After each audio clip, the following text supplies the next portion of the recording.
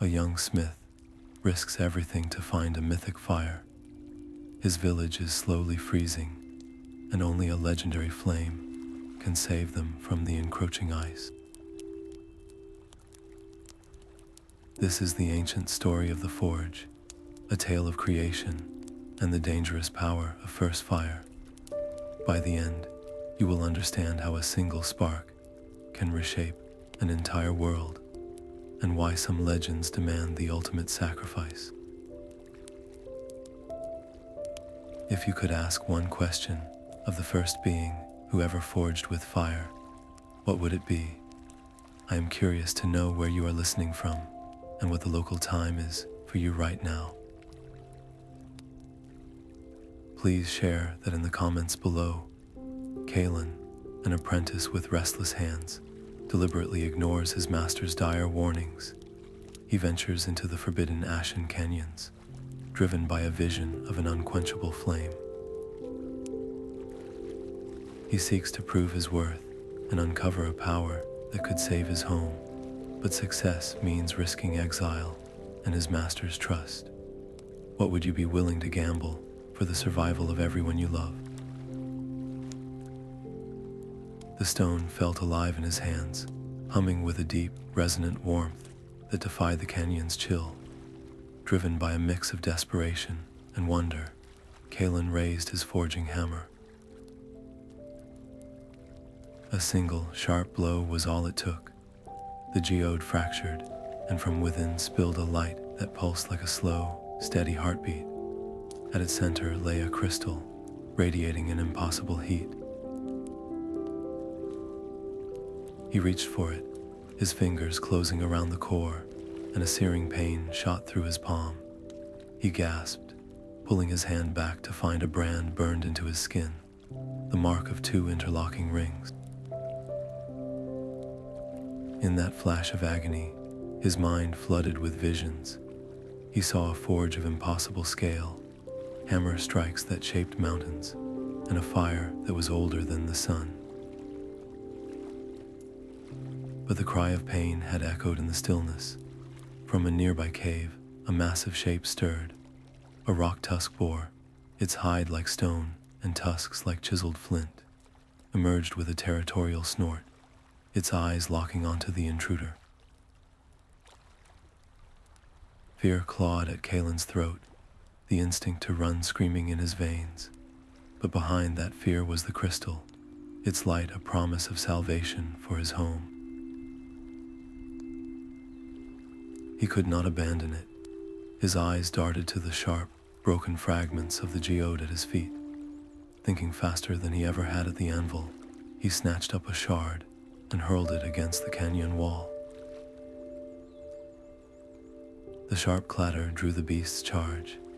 Kalin scrambled, leading the enraged boar toward a narrow fissure in the rock, a space too tight for its bulk. The creature wedged itself fast, its furious bellows echoing. He had won the moment, his quick thinking proving his worth beyond mere metalwork. But as the adrenaline faded, the brand on his palm throbbed with a fresh, deeper pain, a constant, burning reminder that this power came with a price. The earth beneath his feet trembled faintly, as if the very world was aware of the bond he had just forged. The brand pulsed with a dull heat as Kalin pushed open the heavy door to the smithy. Master Orin stood at the anvil, his back turned, the familiar rhythm of his hammer a comfort that now felt like a lie. Kalin held out his trembling hand, the mark of the twin rings stark against his skin. The hammering stopped. Orin turned, his old eyes narrowing, then widening in a flash of pure dread. He recoiled as if struck, his face ashen. "That mark," he whispered, his voice rough with a fear Kalin had never heard before. "It is the sigil of the first forge. They say it is the place where fire first learned to bite metal, where the world itself was hammered into shape." His master's gaze was heavy with memory. The old tales speak of a cataclysm, a great burning that scoured the land when mortals first reached for that power. It is a path of ash and regret, boy. You will go no further. The command settled like a frost in the room. In the days that followed, the village itself seemed to shift around Kalin. Where once he was merely the restless apprentice, he now saw sidelong glances in the communal hall. Whispers followed him to the well. Some looked at him with awe, as if he carried a piece of the sun in his palm. Others watched with a cold suspicion, their trust eroded by the shadow of an ancient warning. He was caught between two duties, a terrible rift opening within him. His loyalty to Orin, the man who had taught him everything, demanded obedience. But the crystal's warmth, a constant echo in his branded flesh, screamed that this was their only chance, the sole thread of hope against the endless winter. His decision crystallized in the deep of night, under a sky littered with cold, distant stars. The unity of the village, held together by tradition and Orin's steadfast rule, would shatter if he defied him openly. But to do nothing was a slower, quieter end. Pulling his cloak tight, Kalin slipped from his cot. He moved like a shadow past the silent huts, past the smithy where his master slept. His destination was a solitary dwelling on the village outskirts, the home of the Lorekeeper Ilara, a woman who spoke more with the rustle of old scrolls than with people. The brand on his palm glowed with a soft, insistent light, a guide and an accomplice in his quiet rebellion.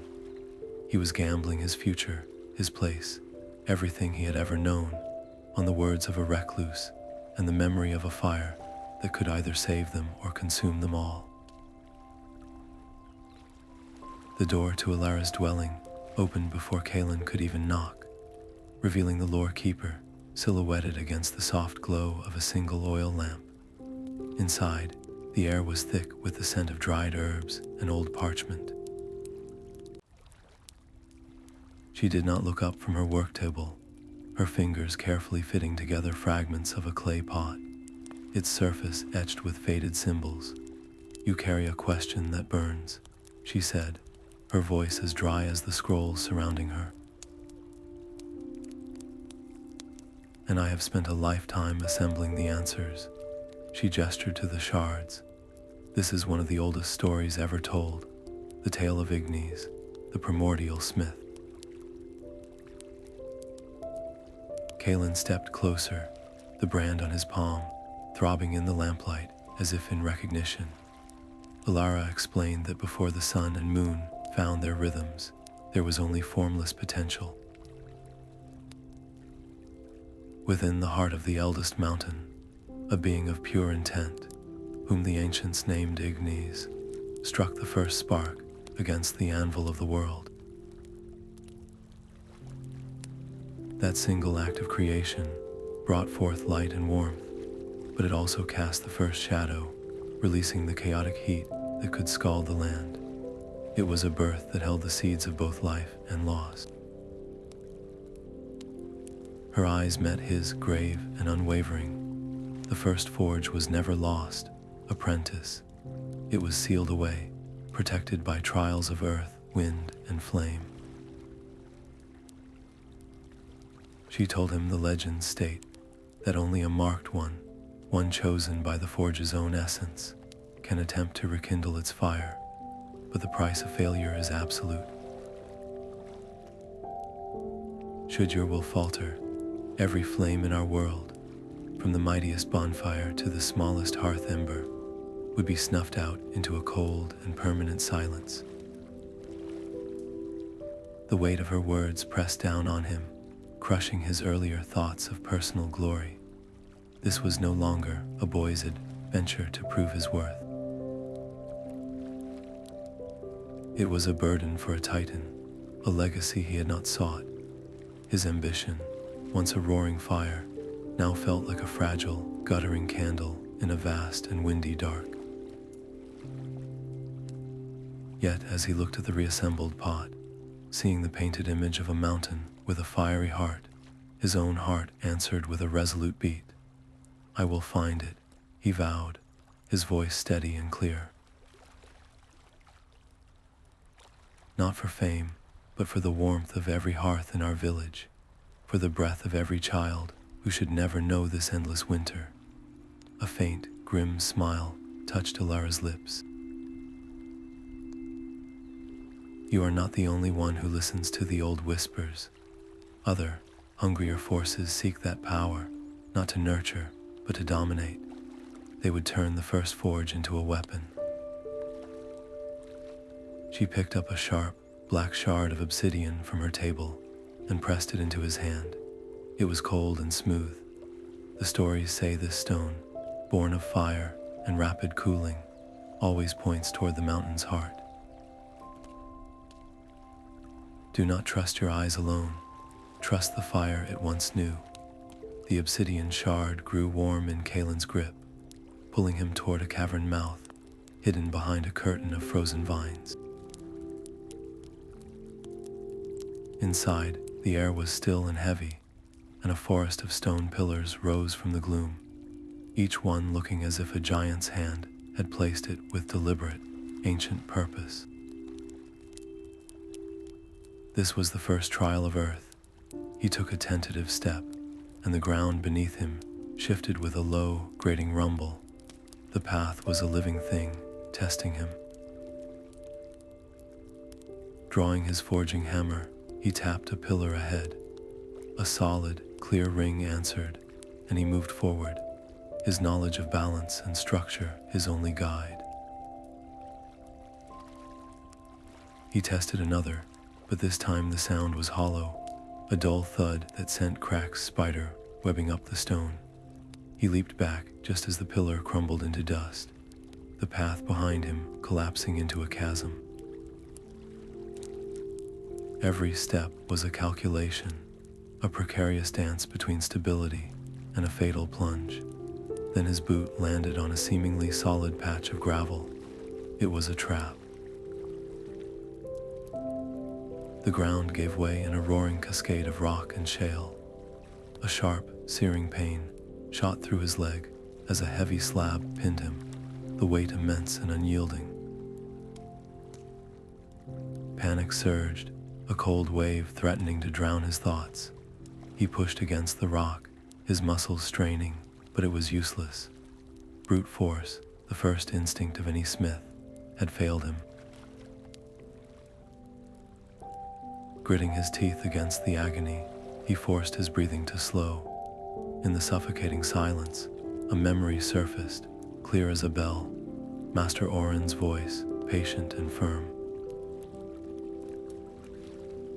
"A true smith does not command the metal, boy. He listens to its song. He finds the note it wants to sing, listening to the stone."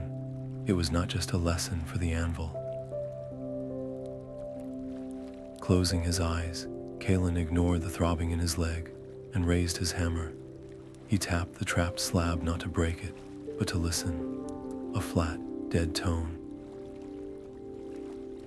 He shifted his aim, tapping the pillar beside his head. A higher, clearer ring. He began to tap a rhythm, a slow, deliberate pattern, listening for the resonant frequency, the hidden music within the earth. On the fifth strike, a deep hum resonated through the cavern. The rubble shifted, the pressure on his leg lessening as the stones seemed to vibrate in harmony, holding their new arrangement for a precious moment. With a final, agonizing heave, he pulled his leg free, scrambling back onto stable ground. He lay there panting, the brand on his palm, pulsing in time with his racing heart. He had passed the trial not by conquering the earth, but by understanding it. A new path now glowed ahead, etched into the cavern floor with a faint, heatless light, a silent and chilling confirmation. The trials were not just ancient obstacles. They were alive, and they were watching. The new path led him into a cavern, so immense its ceiling was lost in a darkness that felt like a second sky. The air hummed with a profound, ancient silence. Light came from the walls themselves, not from any flame, but from intricate carvings that spiraled across the stone. Kalin approached, his breath catching. The images showed beings of light and shadow, the first smiths, their hammers striking not metal, but streams of liquid starlight and bubbling lava. They were crafting the very foundations of the world. Drawn by an instinct he did not understand, he raised his branded palm and gently traced the outline of a smith, shaping a glowing sphere. The moment his skin touched the stone, the carvings erupted in a soft, golden light. The images lifted from the wall, shimmering in the air around him like memories made solid. He was surrounded by holographic echoes of the first forges. He watched, mesmerized, as an ancient smith did not simply pound a glowing blade on an anvil. Instead, the figure leaned close and hummed a low, resonant note directly into the hot metal. The blade shimmered, absorbing the sound, its molecular structure aligning into a perfect, unbreakable harmony. This was the lost art of tempering with song, a technique where the smith's pure intent, channeled through voice, became one with the material. The vision faded, leaving only the silent, glowing carvings. Kalin looked at a piece of raw, fallen ore at his feet. He had to try. He took a deep breath and hummed, attempting to replicate the low, steady frequency he had witnessed.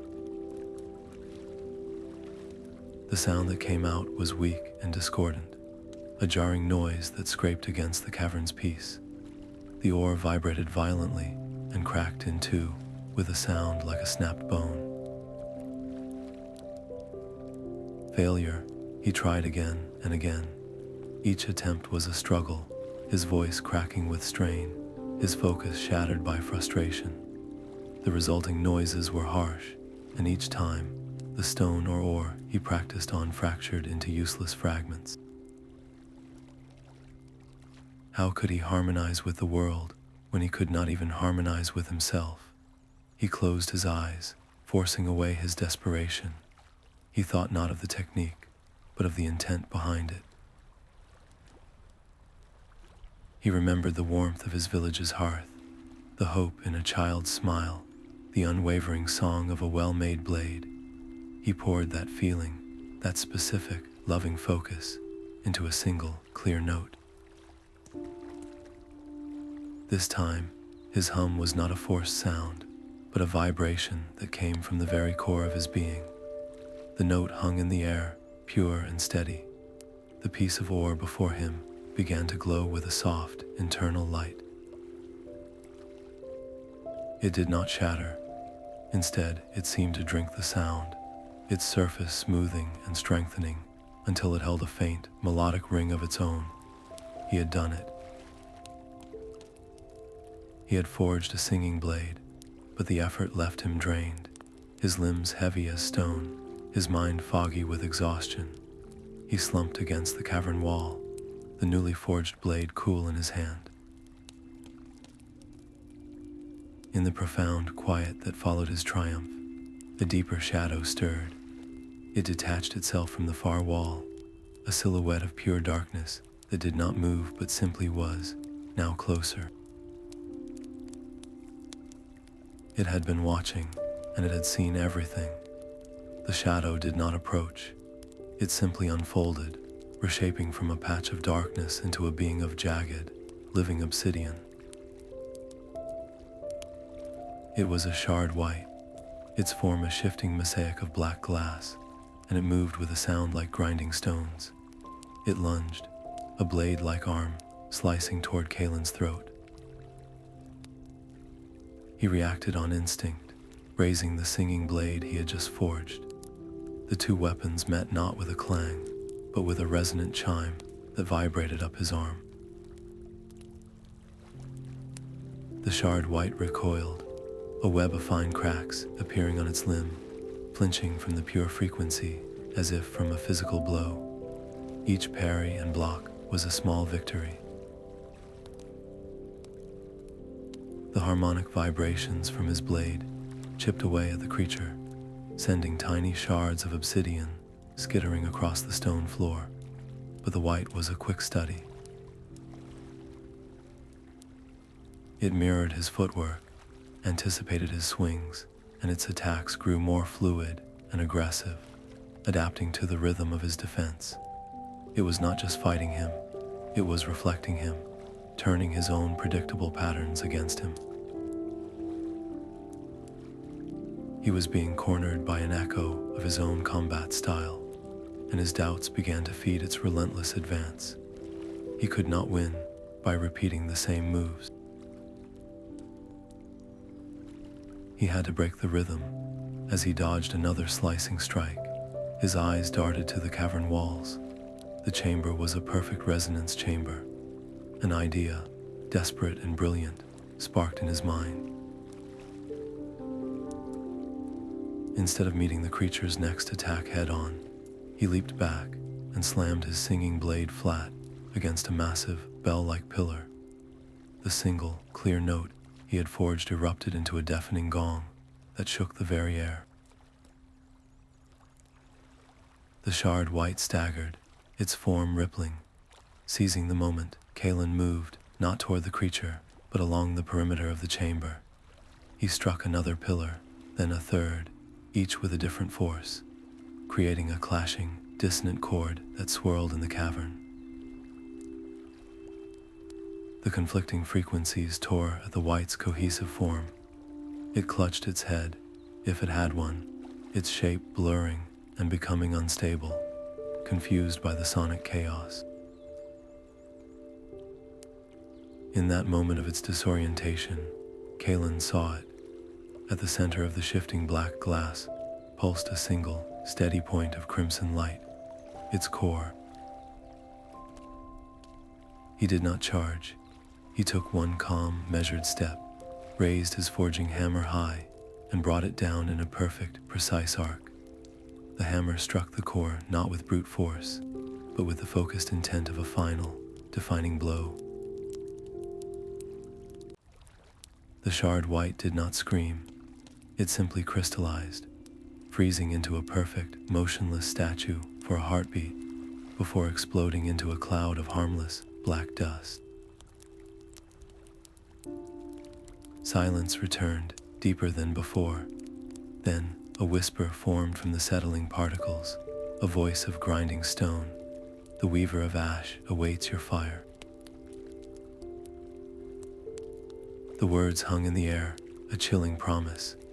But as the last of the dust settled, a new sight commanded his attention. Deeper within the cavern, where only darkness had been, a warm, forge-like glow now pulsed with a slow, inviting rhythm. A beacon calling him forward into the heart of the mountain. The cavern opened into a chamber that stole his breath. It was a forge of the gods, a space so vast its ceiling was a garden of crystalline stalactites, each one catching the faint light and holding it like a promise. In the very center stood a colossal anvil of black, pitted stone, its surface scarred by unimaginable blows. Before it rested a basin carved from the mountain's heart, filled not with molten rock, but with a solid, dark crust. And at its center, pulsing with a weak, fading rhythm, was a single ember. This was the heart spark of Ignis, the last remnant of the first fire. Driven by an impulse deeper than thought, Kalin reached out with his branded hand. His fingers brushed the warm, ashen surface of the ember. The world vanished in a flash of pure white. He was no longer in a cavern. He saw the first dawn, a searing light tearing across a formless sky. He felt the heat of creation, the joyful, terrifying act of giving shape to the cosmos. But then came the fracturing, a great shattering of unity, as the very power that forged the world recoiled, scorching the land it had just birthed. He felt the immense sorrow of Ignis as the primordial smith was imprisoned, not in stone, but in time, his essence bound to this single, dying spark to prevent the world from burning. The vision faded, leaving him trembling on the cold stone. He understood now. This was not a prize to be won. It was a balance to be restored. A whisper, not from the air but from the ember itself, echoed in his mind. To rekindle this, you must give something of your own fire, something you have forged with your will and your soul. His eyes fell to the singing blade in his hand, the weapon he had tempered with his hope and memory. It was his first true creation, a piece of his spirit-given form. It was the only thing of true value he possessed. Without a second thought, he reversed his grip and plunged the blade deep into the basin's crust, driving it down until the hilt met the stone, offering it as a conduit, a sacrifice to a greater flame. For a terrifying moment, nothing happened. Then, a thread of brilliant orange light traveled up the blade, a liquid fire that filled the etched channels he had sung into being. The ember erupted, no longer a fading pulse, but a steady, roaring sun, its light blazing through the crystals above and setting the entire chamber ablaze with a glorious, golden radiance. But the mountain groaned in protest. A deep tremor shook the cavern, and dust rained from the ceiling as if a great seal had been broken. A voice, sharp and vast as the sky, sliced through the roar of the newborn fire. Your sacrifice is acknowledged, but fire requires air to live. Prove you can command the storm, or be extinguished by it. From the depths of the chamber, a wind began to howl, first a whisper, then a gale, tearing at his clothes and threatening to pluck the very breath from his lungs. The gale tore at him, ripping his cloak away and sending it spinning into the abyss. The floor fell away, and he was in a vertical shaft, a wind tunnel of screaming force. Cyclonic winds whipped around him, carrying not just dust, but razor-sharp shales that hissed as they cut the air. He was being lifted, but it was a violent, uncontrolled ascent, a leaf in a hurricane. Instinct took over. He ripped off his heavy leather smithing apron, gripping its corners and spread it wide. It caught the air with a jarring snap, becoming a crude, bucking wing. With his other hand, he swung his forging hammer, hooking its claw into a protruding lip of rock, anchoring himself for a precious second against the relentless updraft. He was not flying, he was clinging, a desperate sailor in a sky of stone. His arms screamed in protest, muscles burning with a fire that had nothing to do with the heart spark below. Each shift in the wind was a new threat, a potential gust that could flip his makeshift wing and send him pinwheeling into the sharpened walls. In the roaring chaos, doubt whispered. He remembered the cracked oar in the trial of song, his failed, discordant notes. He saw Master Orin's disappointed face. But then a colder, sharper memory surfaced, the image of his village, of breath frosting in the air, and the desperate hope in a child's eyes. That memory was an anchor, steadying his resolve more than any hammer could. He began to rid the wind, not as an enemy, but as a material. He felt its grain, its unpredictable hard and soft spots, just like the varying density of a heated metal bar. A strong, consistent updraft was like a well-tempered blade, predictable and strong. A turbulent, shearing gust was a flawed ingot, full of hidden weaknesses. He angled his apron, riding the currents, using the hammer to pivot and correct his terrifying flight. He spotted a stable ledge, a sanctuary jutting from the wall, but a howling crosswind pushed him relentlessly off course. He was going to miss it. His eyes fell on the water flask secured at his belt, his last reserve. Without hesitation, he tore it free and hurled it downward. The sudden shift in weight altered his trajectory just enough. He swung toward the ledge, his boots scraping against solid stone as he collapsed onto it, his chest heaving. The thirst was immediate, a dry ache in his throat, but he had traded a temporary comfort for a permanent step forward. He had reached the top of the shaft. The air here was different, thick and heavy with the sharp, clean scent of ozone, the smell of a sky about to break. Before him, a bridge of pure light shimmered into existence, a narrow, humming path of solidified energy leading across a vast, internal chasm to a solitary floating island that hung in the cavern's immense void. The bridge of light hummed beneath his feet, a path of solidified energy that felt both impossibly solid and as fragile as a sunbeam. At its end, the floating island was a stark plateau of dark rock, and standing at its center was a figure he had not seen in years. It was Morwin. Her face, once sharp with ambition in the smithy, was now a mask of serene control, but her eyes held the cold, dead glow of banked embers.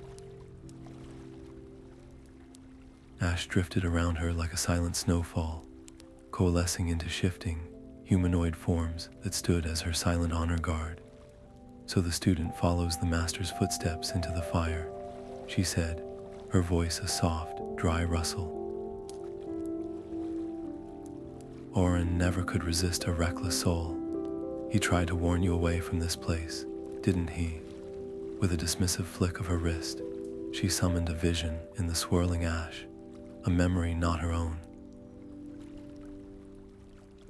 Kalin saw a younger Orin, his face alight with the same desperate hope, standing before the heart spark, but his offering, a blade forged in pride, had been rejected.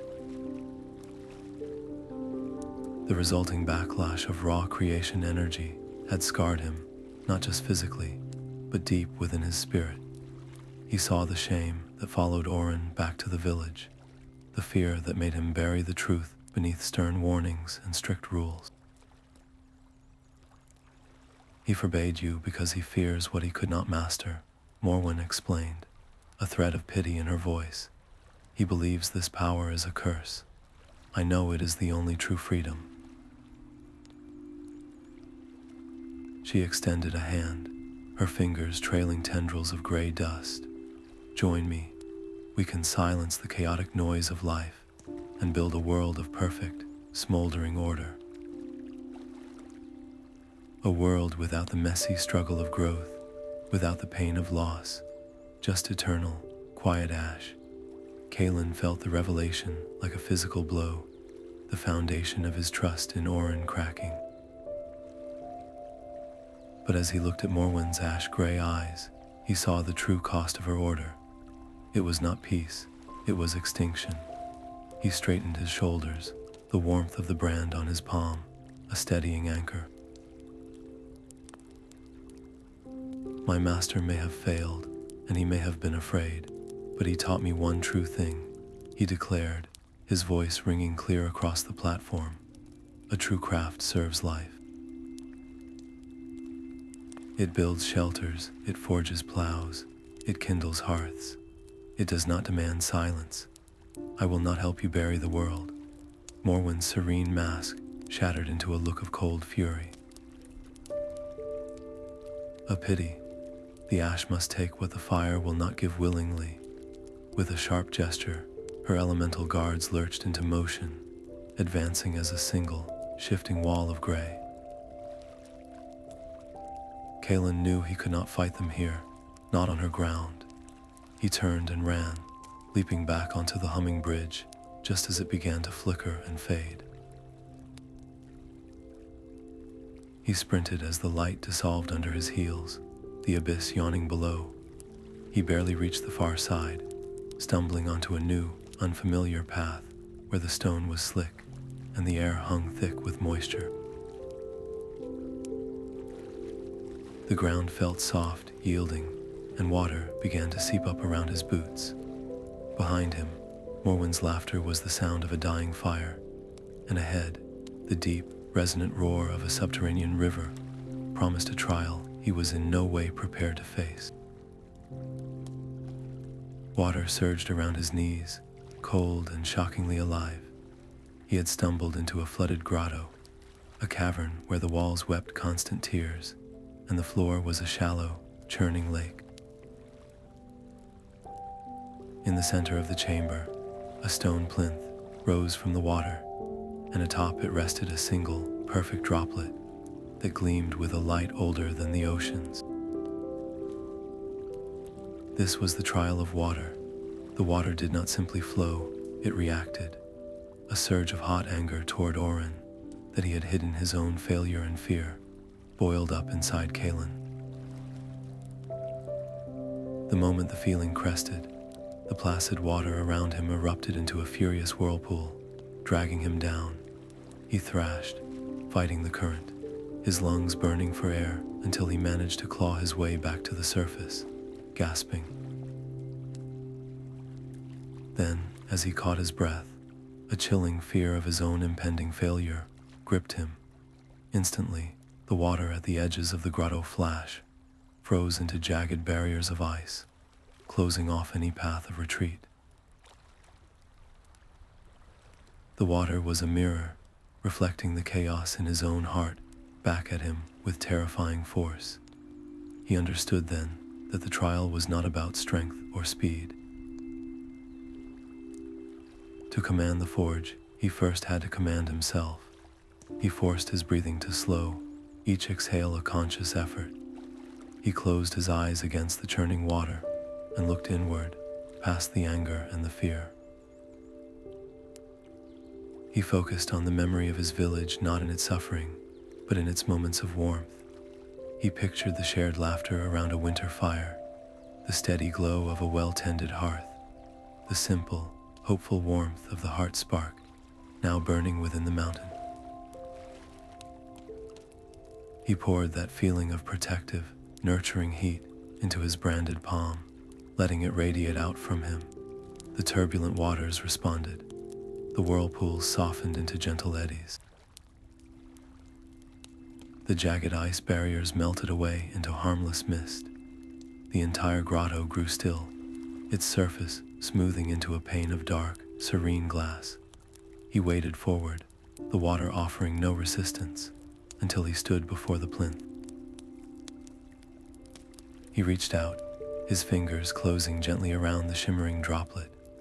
It was cool, but not cold, and it flowed up his arm like liquid light, merging with the brand of the twin rings on his palm. A new understanding flooded him, a visceral knowledge of steam and pressure, of how heat could command the very flow of water, but his triumph was short-lived. From the shadows of the cavern, Morwin's dry, mocking laughter echoed. It seems you have a talent for taming chaos, apprentice. A useful skill for the world I will build from your embers. Her voice was a trigger. The still water at the center of the grotto erupted upward in a colossal geyser, a scalding pillar of steam and force that seized him and hurled him toward the distant ceiling, a leaf caught in a storm of his own newfound power. The geyser's fury deposited him on a narrow ledge of black rock, his body aching and his mind reeling from the sudden transition. Before him, a vast chasm split the mountain's heart, so deep its bottom was lost in a swirling, heat-hazed gloom. Spanning this impossible gap was a bridge unlike any he had ever seen, a fragile-looking construction woven from glowing embers that pulsed with a soft, orange light. This was the Bridge of Embers, and its very nature was a test. He understood instinctively that a step onto it without perfect conviction would be to step into nothingness. The embers would cool to dead ash at the slightest flicker of doubt. Taking a deep, steadying breath, he placed his first foot onto the path. The embers glowed brighter, holding his weight.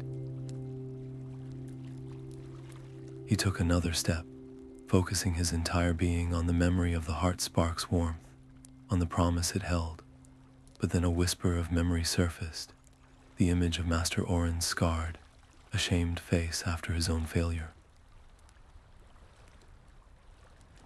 The ember beneath Kalin's foot instantly dimmed, its light turning a sickly gray.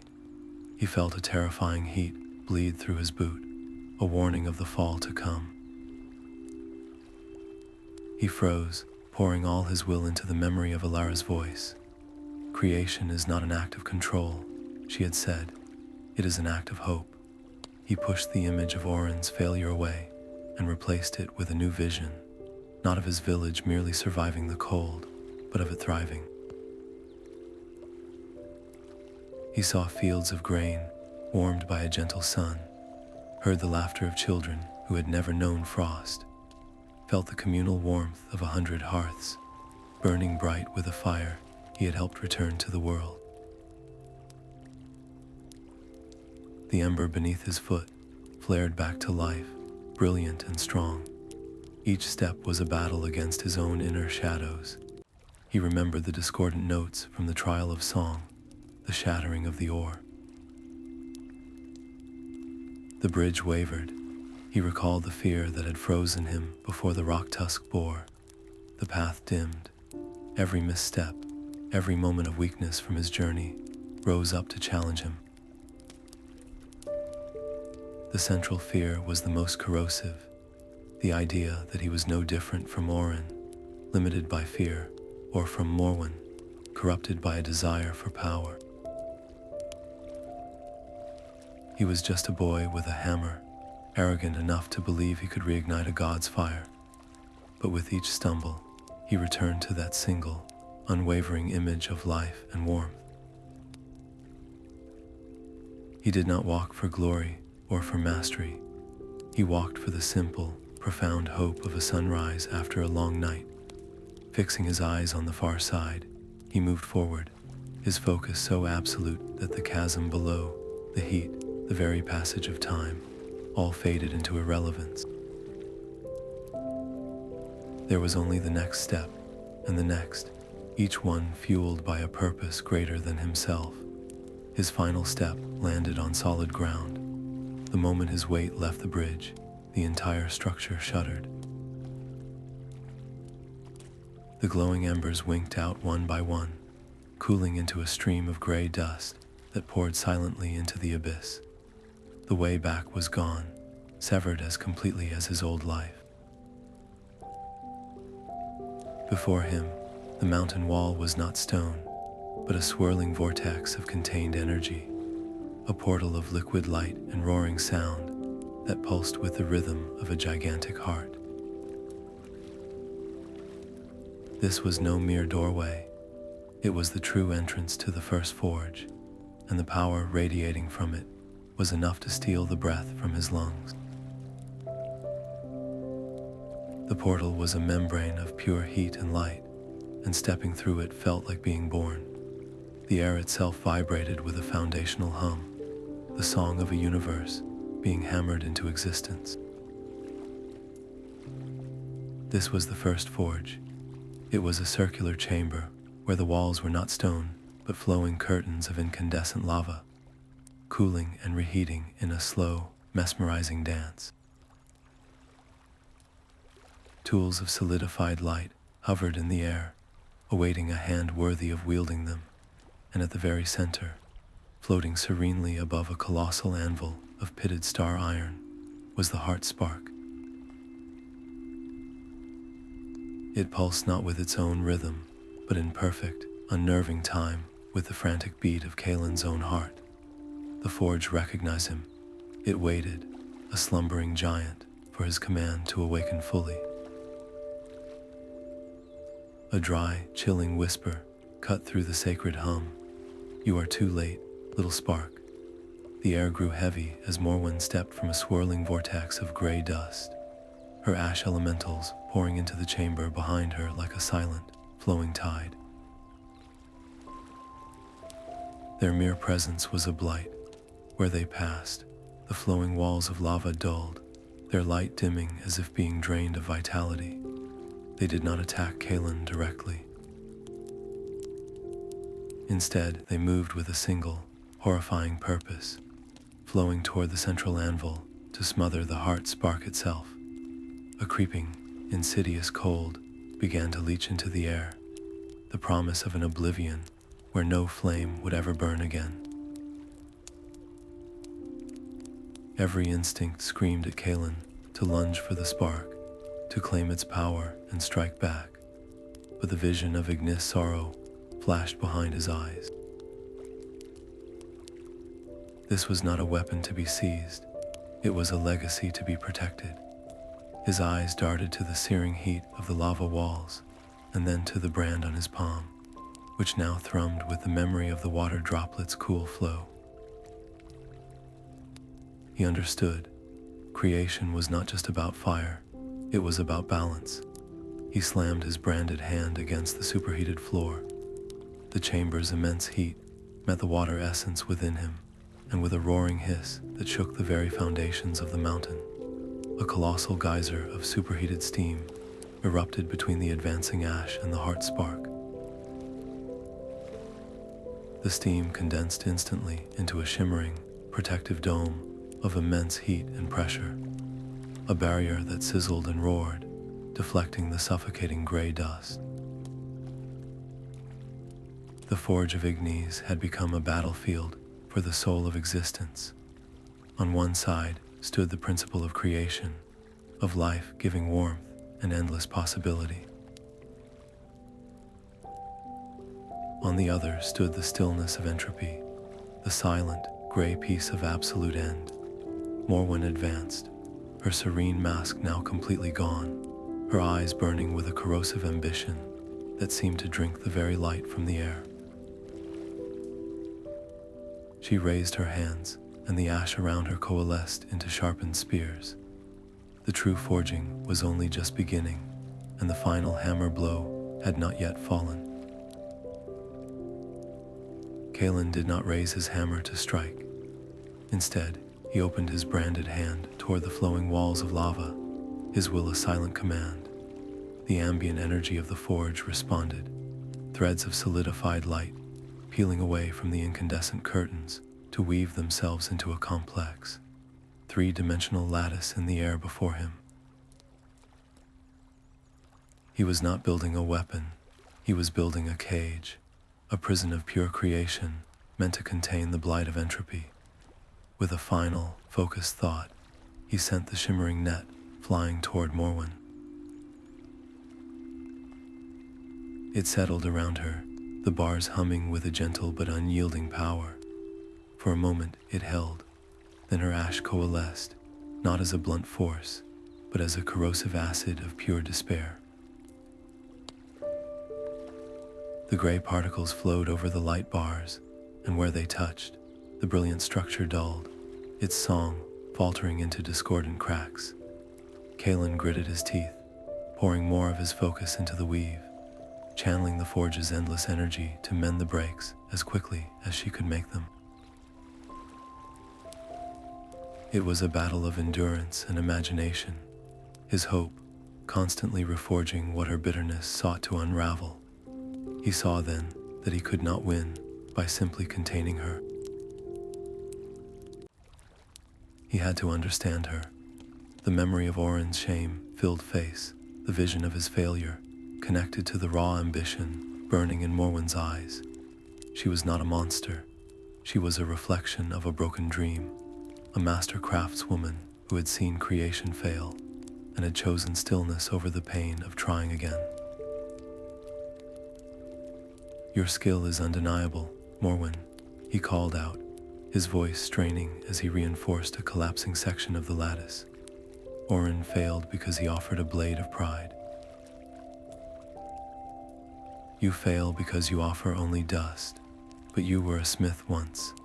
Help me rekindle this, not to control the world, but to give it back its warmth. There was a flicker in her dead eyes, a hesitation in the relentless flow of her ash. For a single, breathtaking second, the corrosive waves stilled. He had reached the woman she was before the fall, the artist who knew the joy of shaping something beautiful and useful from raw chaos. But the moment passed. The vulnerability in her face hardened into something far more dangerous than anger, a pride so profound it would rather see everything end than admit it was wrong. You understand nothing, she hissed, her voice a dry gale. I will not be a servant to chaos again. With a final, desperate surge of will, she drew all the ash in the chamber into a single, swirling vortex around her, a storm of absolute nothingness that shattered the light cage and lunged for the heart spark itself. The forge let out a deep, agonized groan, the very stones trembling as if the mountain's heart were being torn in two. There was no time for thought, only for action. Kalin saw the vortex of ash, a storm of absolute nothingness, lunging for the pulsing heart spark. To block it with a weapon or a shield of light would be too slow, the spark too vulnerable. In that final, crystalline moment, every lesson coalesced. Orin had failed out of pride. Morwin had fallen to despair. The only offering the first forge would truly accept was not a thing forged, but the forger himself. He did not lunge for power. He lunged to protect. He threw his body into the path of the consuming gray tide, placing himself as a living shield between the ash and the ember. The moment his back met the onslaught, he channeled every ounce of his will, his hope, his very life force, through the brand on his palm and into the spark. He became a conduit, not taking its power, but giving it his own. The ash engulfed him. It was not a blow, but an invasion, a bitter cold that sought to freeze his heart and snuff out his consciousness. It solidified around his limbs like fast-setting stone, a living tomb that pulled him toward an eternal silence. He felt his strength fading, his vision darkening at the edges. But his hand, pressed flat against the warm crust of the heart spark, held firm. He let go of everything then, his desire for glory, his need to prove himself, even his name. He was simply a vessel, a guardian, a willing sacrifice for the warmth of 1,000 future hearths. And in that ultimate act of selfless giving, the spark answered. It did not simply glow, it erupted. A wave of pure, golden fire exploded from the anvil, a silent, cleansing radiance that did not burn but purified. It washed over Kalin's ash-encased form and through the chamber. Where the light touched the gray particles, they did not blacken or smoke. They simply unwove, dissolving into harmless, shimmering motes that faded into nothing. Morwin's form, still a silhouette of corrosive ambition, met the wave. There was no scream, only a look of profound, final shock as her elemental body disintegrated, her essence scattered into the forge's foundational hum. The roar of the fire faded into a profound, ringing silence. The forge was saved, its light restored, the flowing walls of lava burning with a steady, eternal brilliance. But the cost lay at its center. Kalin lay slumped against the great anvil. The ash that had encased him now turned to a fine, gray dust that coated his still form. His body was grievously wounded, one arm and side fused to the dark star iron of the anvil itself, as if he had become part of the forge's structure. He did not move. The first forge, whole and powerful once more, held its breath, its fate now inextricably bound to the silent, broken apprentice who had given everything to save it. The great work was done, but the story of the Guardian had only just begun. A single, fragile note escaped his lips, the same pure frequency he had used to temper the singing blade. It was not a song of power, but a hymn of offering. He poured the last of his life into that sound, weaving his own spirit with the primordial flame. The heart spark drank the resonance, and for a moment, the entire universe seemed to hold its breath. Then it answered. The ember did not just flare, it unfolded, expanding into a sphere of gentle, golden radiance that pulsed with a sustainable, living warmth. It filled the chamber not with a scorching blaze, but with the perfect, nurturing heat of 1,000 sunlit hearths. The forge awoke. Tools of solidified light danced in the air, tracing patterns of creation in the incandescent glow. The chamber itself sealed, the roaring portal solidifying into a wall of seamless, warm stone, consecrating the space once more as a sacred heart for all craft. Kalin felt the last of his strength ebb away, his body a hollow vessel. He hung suspended between life and a final, peaceful rest, the cost of his sacrifice, a profound and utter exhaustion. He had a choice, a final act of will.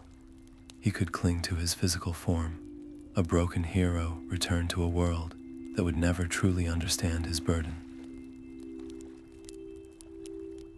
Or he could complete the offering. With a final, conscious release, he let go. His physical form dissolved, not into ash, but into pure, golden light, merging seamlessly with the eternal flame of the forge. He did not vanish. He became the warmth in the stone, the song in the hammer, the enduring promise that fire and craft would never be extinguished. Far above, on the frozen surface of the world, a child pointed to a distant glacier. For the first time in living memory, the relentless ice was not advancing. It was beginning to recede, revealing dark, fertile earth beneath, a world slowly waking from a long and bitter sleep. A sudden, impossible thaw softened the edges of the world. The village woke to the sound of dripping water, a gentle music they had almost forgotten. The iron grip of the frost loosened, and in the space of a single morning, emerald shoots of new grass pushed through the once frozen ground. Flowers, vibrant and bewildering, unfurled their petals to a sun that now held a genuine, penetrating warmth. The air itself smelled different, rich with the scent of wet earth and life. The great winter was over. In the center of the village, Master Orin stood with Lorekeeper Ilara, watching the miracle unfold. Their eyes met, and a silent, painful understanding passed between them. Kalin had done it.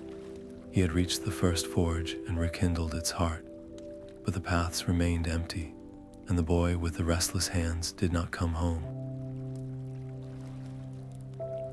The celebration that should have been was tempered by a deep and growing sorrow. Orin felt the weight of his own silence like a physical chain. He had let his own fear and shame, the memory of his personal failure, blind him to the courage he had fostered in his own apprentice. He had taught Kalin to listen to the metal, but he had refused to listen to the hope in the boy's heart. The village mourned the loss of their unlikely hero, the quiet apprentice who had gambled everything for their warmth. They felt the void he left behind, a silence in the smithy, and an empty place at the communal fire. It was a salvation that tasted of loss. Driven by a need for redemption, Orin gathered the village children, not in the smithy, but in the newly sun-warmed field. He held up a simple lump of raw ore. We believed craft was about strength and control, he told them, his voice rough with emotion, but we were wrong. True craft is an act of service. It is the patience to listen, the will to protect, and the humility to create not for glory, but for life. He began to teach them the rediscovered techniques, not as secrets of power, but as sacred responsibilities.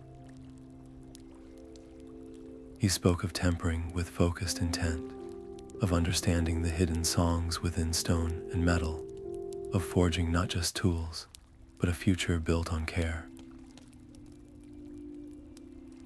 The village was saved, its future secured, yet a quiet, solemn respect settled over the people, a permanent reminder of the cost of their spring. And on that first clear night, as the new stars shone in a sky free of icy haze, a single point of light blazed with a steady, golden warmth directly above the distant, hidden peak where the mountain had sealed itself. It was a new star, a constant, gentle beacon in the heavens, a promise that the guardian of the forge was watching, his sacrifice woven into the very fabric of a warmer world. Each spring, the village celebrated the kindling festival. Under the guidance of Orin and Ilara, every new apprentice smith would approach a ceremonial anvil. There, they would temper their first tool, not just with fire, but with a single ember blessed in a ritual that retold the story of Kalin's journey and his ultimate sacrifice. This act transformed a simple craft into a sacred promise, a reminder that their work was a service to life itself. The village flourished, becoming a beacon of warmth and ingenuity. Their forges produced tools that seemed to hold the sun's own heat, and their homes were built with a harmony for the land that made them feel like natural extensions of the earth. Yet, even in this new golden age, challenges remained. Some of the younger smiths, their hands as restless as Kalin's once were, chafed at the emphasis on responsibility.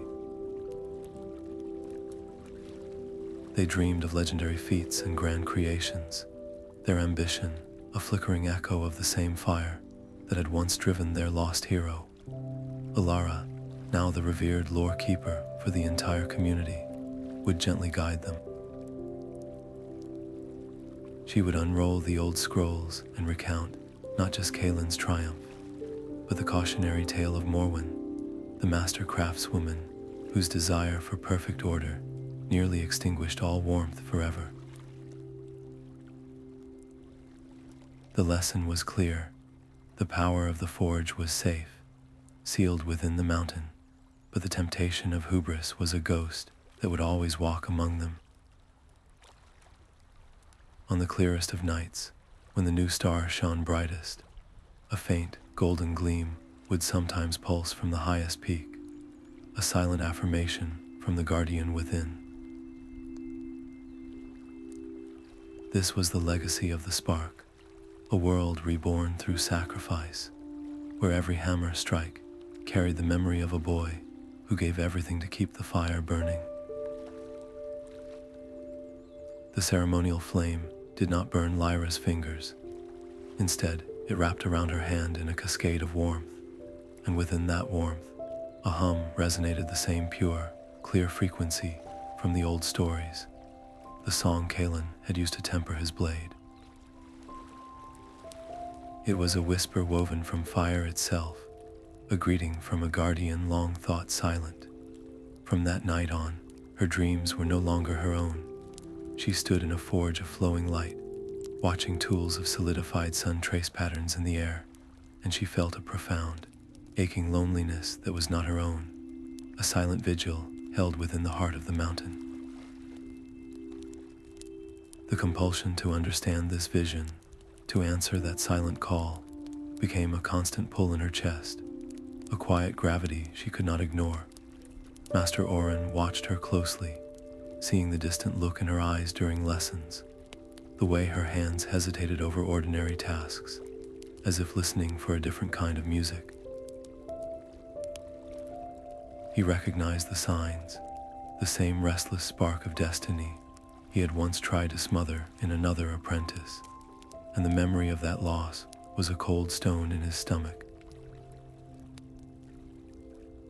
The fear of another tragedy, of losing another brilliant soul to the mountain's ancient trials, was a heavy cloak upon his shoulders, yet he also saw the key difference. Where Kalin's drive had been sharpened by a need to prove his worth, Lyra's was tempered by a deep, innate reverence, a desire not to conquer the flame, but to listen to it. One evening, as the new star began to glow above the peak, he led her to the quiet smithy and did what he had never done before. He told her everything. His voice was low and thick with regret as he confessed his own journey to the first forge, the prideful offering that was rejected, the searing backlash that left him scarred, and the shame that made him bury the truth beneath stern warnings. I was afraid of the power, he admitted, but my greater failure was being afraid of the truth. I will not make that mistake with you. His decision to mentor her openly, to share every secret and every painful memory, was his own form of sacrifice, a final offering to the apprentice he could not save. He would guide her not with restrictions, but with hard-won wisdom, hoping it would be enough to shield her from the same pitfalls. The village noticed the change. They saw the two of them speaking in hushed tones for hours, and they saw the way Lyra would sometimes stare at Kalin's memorial statue in the central square. On certain nights, when the air was particularly clear, the stone brand carved on the statue's hand would emit a faint, golden gleam, a silent signal that the bond between the guardian and the world was still alive. A new cycle was beginning, one of open learning and shared legacy, but the world beyond their peaceful valley was vast and old. As Lyra's understanding grew, other ancient forces, slumbering for ages in the renewed warmth, began to stir, their attention drawn by the reawakening song of the first forge. The resonance hummed in Lyra's throat, a low, steady note that made the air in the practice yard shimmer. She was focusing on a simple iron ingot, trying to coax its inner song to the surface, as Orin had taught her. But the vibration slipped, her focus wavered for just a second, and the harmonic energy rippled outward instead. It brushed against an old, moss-covered standing stone at the edge of the clearing. Amen. Here, the villagers passed every day without a second thought. For 1,000 years, it had been just a stone. Now it drank the stray frequency and awoke. A complex web of golden lines erupted from its surface, projecting a 3-dimensional map into the air above it. It was a chart of the known world, but superimposed with 7 points of brilliant, pulsing light. One burned directly over their village. The other 6 were scattered across distant mountains, deserts, and islands, a constellation of potential. In the stunned silence that followed, Orin and Ilara rushed to the scene. The old smith's face, usually a mask of careful control, was pale with a dawning, monumental understanding. Kalin's sacrifice did not just rekindle the forge, he whispered, his voice rough with awe. It sent out a call. It realigned something fundamental, and now the world is answering. This is not an end, but a beginning. Ilara traced the lines in the air, her scholar's mind racing. The old texts speak of the first smith's children, she murmured. We always thought it was a metaphor for the crafts they inspired. What if it was literal? What if these are others who carry a spark of the same primordial fire? The village council meeting that night was thick with fear and old memories. We have warmth, we have peace, one elder argued, his hands gripping the table. Orin's first journey brought the ice, and Kalin's nearly ended the world. We risk everything by reaching out. What if we invite a new Morwin into our midst? The ghost of past failures hung heavy in the room, but Lyra stood, her quiet resolve a stark contrast to the raised voices. Craft has always been about connection, she said. We temper metal by harmonizing with it. We build by understanding the land. To hide from this is to deny the very nature of what the forge represents. This is the next stage. We were not meant to guard this fire alone. We are meant to share its song. The debate stretched on, a tense struggle between the safety of isolation and the terrifying promise of a wider world. The stakes were immense, a gamble that could bring unparalleled allies with knowledge lost to time, or attract forces that would see their sacred flame as a weapon to be claimed. As the argument circled, a sentry slipped into the hall, his face grim. He spoke a single, chilling sentence. There is a stranger at the tree line, a woman. She watches the village, and the firelight catches the brand on her hand. The council fell into a dead silence, their theoretical debate made terrifyingly real. The decision was no longer theirs to make. The gathering had already begun. The woman at the tree line did not approach with weapons, but with empty, open hands. The firelight caught the brand on her palm, not the twin rings of Kalin's legacy, but a single, spiraling wave frozen in mid-crest.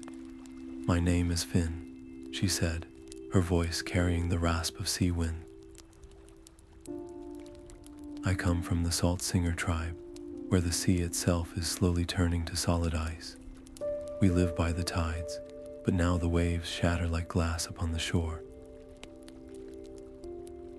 Finn explained that her mark appeared during a great storm, when a colossal tidal wave, a wall of water taller than the cliffs, froze solid in the air before it could crash down upon her village. In a moment of pure instinct, she had pressed her hand against the impossible wall of ice, and the brand had seared itself into her skin. Since that day, the sea's song has grown quieter, its rhythms faltering. "I am not here to take your fire," she vowed, her eyes meeting those of the wary council. "I am here to beg for its warmth. I seek the Forge of Ignis, because I believe it is the only thing that can teach me how to make the waters breathe again." Her story was a confirmation that shook the very foundations of their understanding. Kalin's sacrifice had not merely saved their valley, it had sent a shockwave through the elements of the entire world. The Forge's rekindling was a global event, and now other fundamental forces were falling out of balance. The stable peace they had fought so hard to secure was revealed as a fragile island in a much larger, shifting ocean. Suspicion ran deep in the village. Some saw Finn as a distraction, a complication they could not afford after so much loss. "We have our own to care for," one elder insisted. "Her struggle is not our burden. We risk our hard-won safety for a stranger's tale." The ghost of Morwin's betrayal was a palpable presence in the room, a warning against trusting any outsider who sought the Forge's power. Lyra stood and walked to Finn's side, her own unmarked hand resting on the hilt of her practice hammer. "Her path was forged by the same fire that saved us," she said, her voice clear and steady. To turn her away would be to dishonor Kalin's sacrifice. The forge's song is not meant for one village alone. It is a harmony for the entire world. She looked at Master Orin, whose face was a battlefield of old fears and new hope. I will vouch for her. I will help her understand her brand and find a way to bring warmth back to the seas. Orin's gaze held Lyra's for a long moment, and in it was the weight of his own failure and his determination not to repeat it. He gave a single, slow nod. The path of a true smith is one of service, he declared to the council, and our service is now greater than we knew. The decision was made. At first light, Lyra and Finn would journey together to the coast, a first attempt to spread the forge's influence and heal a wounded element. Uniting with Finn offered a chance to create a new, wider legacy of balance, but it was a dangerous gamble. Their journey would be a beacon, a signal to any other ancient or hungry forces in the world that the primordial fire was active once more. It risked attracting attention from those who would see such power not as a gift to be shared, but as a weapon to be claimed for themselves. As the village prepared for their departure, the two young women stood under the new star, a shared, unspoken understanding passing between them. They were the first notes in a new song, and the world was waiting to hear how it would be sung. The path to the coast was a world reborn, yet still treacherous. Where once a solid sheet of ice had stretched to the horizon, the land now lay broken into a mosaic of deep fissures and unstable, half-frozen bogs. Lyra and Finn moved through this shifting landscape, their progress a constant negotiation with the Thaw. When a wall of ancient, blue-veined ice blocked their way, Lyra would press her palm against it, the twin rings of her brand glowing with a gentle, penetrating warmth. The ice did not simply melt, it sighed, releasing its grip on the stone beneath in a cloud of shimmering vapor.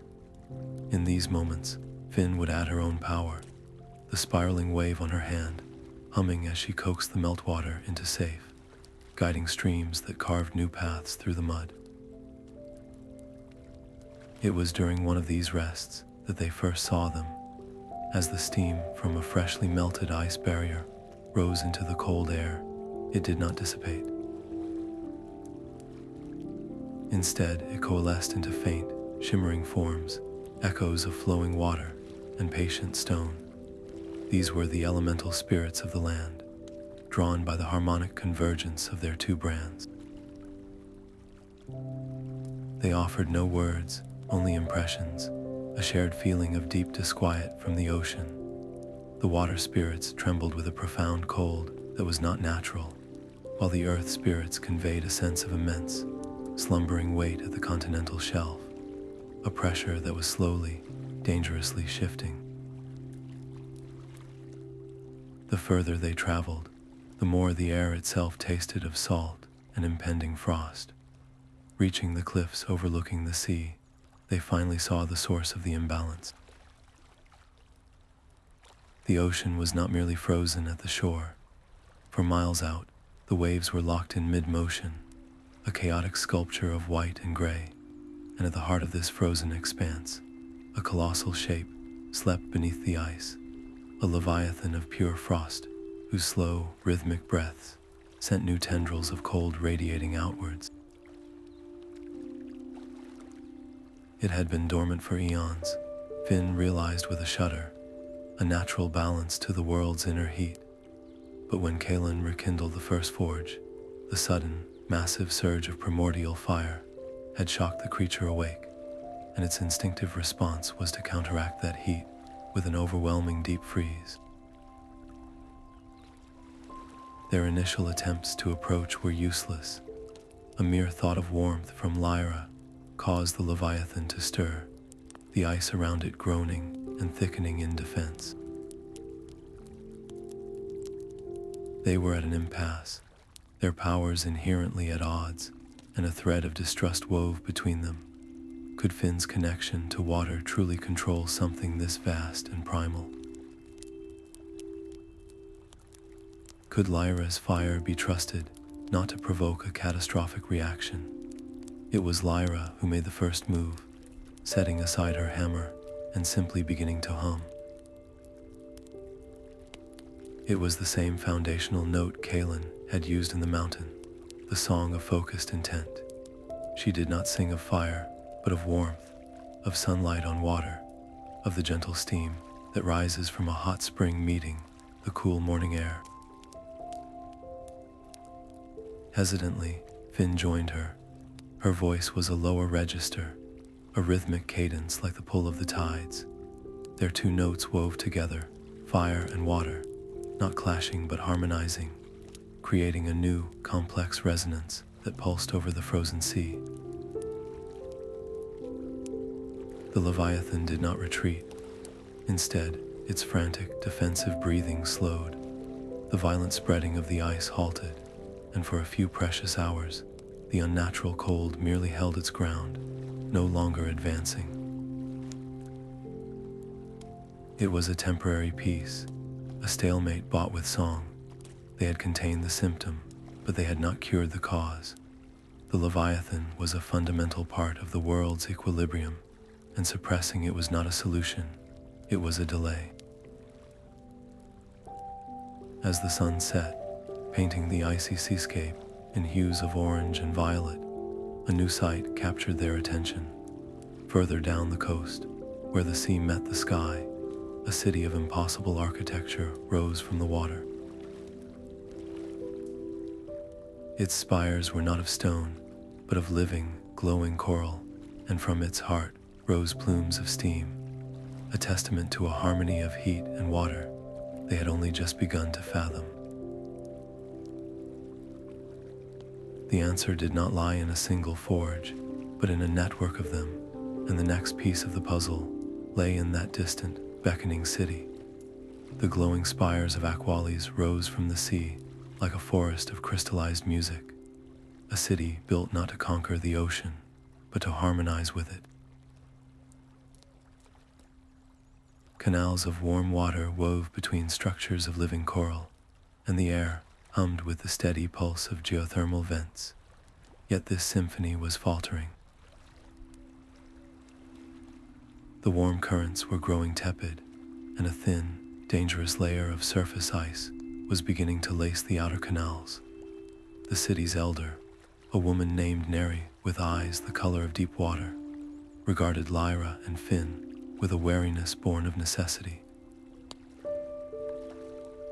"You carry the mark of the mountain's heart," she said to Lyra, her voice calm but firm. "That fire once scoured this land. Why should we let it near our home now?" She led them to the city's core, a vast chamber open to the sea below. There, resting on a pedestal of white coral, was the water anvil. It was not a tool for hammering metal, but a constantly shifting sculpture of water and light, channeling geothermal heat into the ocean currents. But now its light flickered erratically, and its flowing form was becoming sluggish, threatening to solidify. "This artifact is a sister to your first forge," Neri explained. "It was created to translate the world's inner heat into a rhythm the sea could understand." As the forge fell dormant, the anvil weakened, and now that the forge is ablaze once more, the shock is more than its aged structures can bear. It is decaying, and in its failure, the sea is forgetting its own warmth. The Aqualans watched, their distrust a palpable force. Their entire existence depended on a perfect, fragile balance, and Lyra's very presence felt like a threat. The solution was not to choose fire or water, but to prove they could work in concert. Spotting a cracked geothermal vent, spewing uncontrolled heat into a canal, Lyra and Finn acted as one. Lyra focused her will, not to unleash a blaze, but to gently knead the heat, softening the fractured coral rim. Finn then called the water, weaving it into a dense, superheated steam that washed over the crack. Together, they guided the steam, and Lyra hummed the resonant frequency, tempering the coral as it cooled. The crack sealed not with a scar, but with a beautiful, swirling pattern, stronger than before. It was a small act, but its meaning was immense. They had not forced a repair, they had sung one into being. The demonstration shifted the mood in the chamber. Nera's stern expression softened into one of cautious hope. She formally agreed to an alliance, a pact between mountain and sea, yet the true task still loomed. To fully repair the water anvil, Neri revealed they needed a rare, fluid crystal known as sun sap, a substance that forms only where magma meets the deep ocean floor in the volcanic trenches. It is the only material that can hold both fire and flow without shattering. But as the plan was forged, a deep groan echoed through the water, a sound of shifting continental plates. Through the crystalline walls of the chamber, they watched the distant Leviathan stir from its temporary slumber. A new wave of solid ice began its slow, inexorable crawl toward the city, its pace more determined than before. Their temporary harmony had only bought a little time, and the clock of frost was now ticking loudly against the walls of Aqualies. The descent into the volcanic trench was a journey into a different world, a realm of crushing pressure and furious heat. Their submersible, a living creature of reinforced coral and bioluminescent membranes, groaned under the strain as they sank deeper into the abyss. Ahead, the mouth of the volcano glowed with a malevolent red light, its heat warping the water into shimmering mirages. This was the birthplace of sun coral, the only substance that could mend the water anvil. The Aqualon divers moved with a fluid grace, but Finn trembled, his brand searing with a fresh, sharp agony. The raw volcanic energy was an assault on his connection to the cool, rhythmic sea, each pulse of magma a discordant note against his soul. Lyra, in contrast, felt a surge of intoxicating power. The fire here was primal and wild, and her brand hummed in approval, filling her with a dangerous certainty. She pushed forward, convinced her affinity alone could shield them.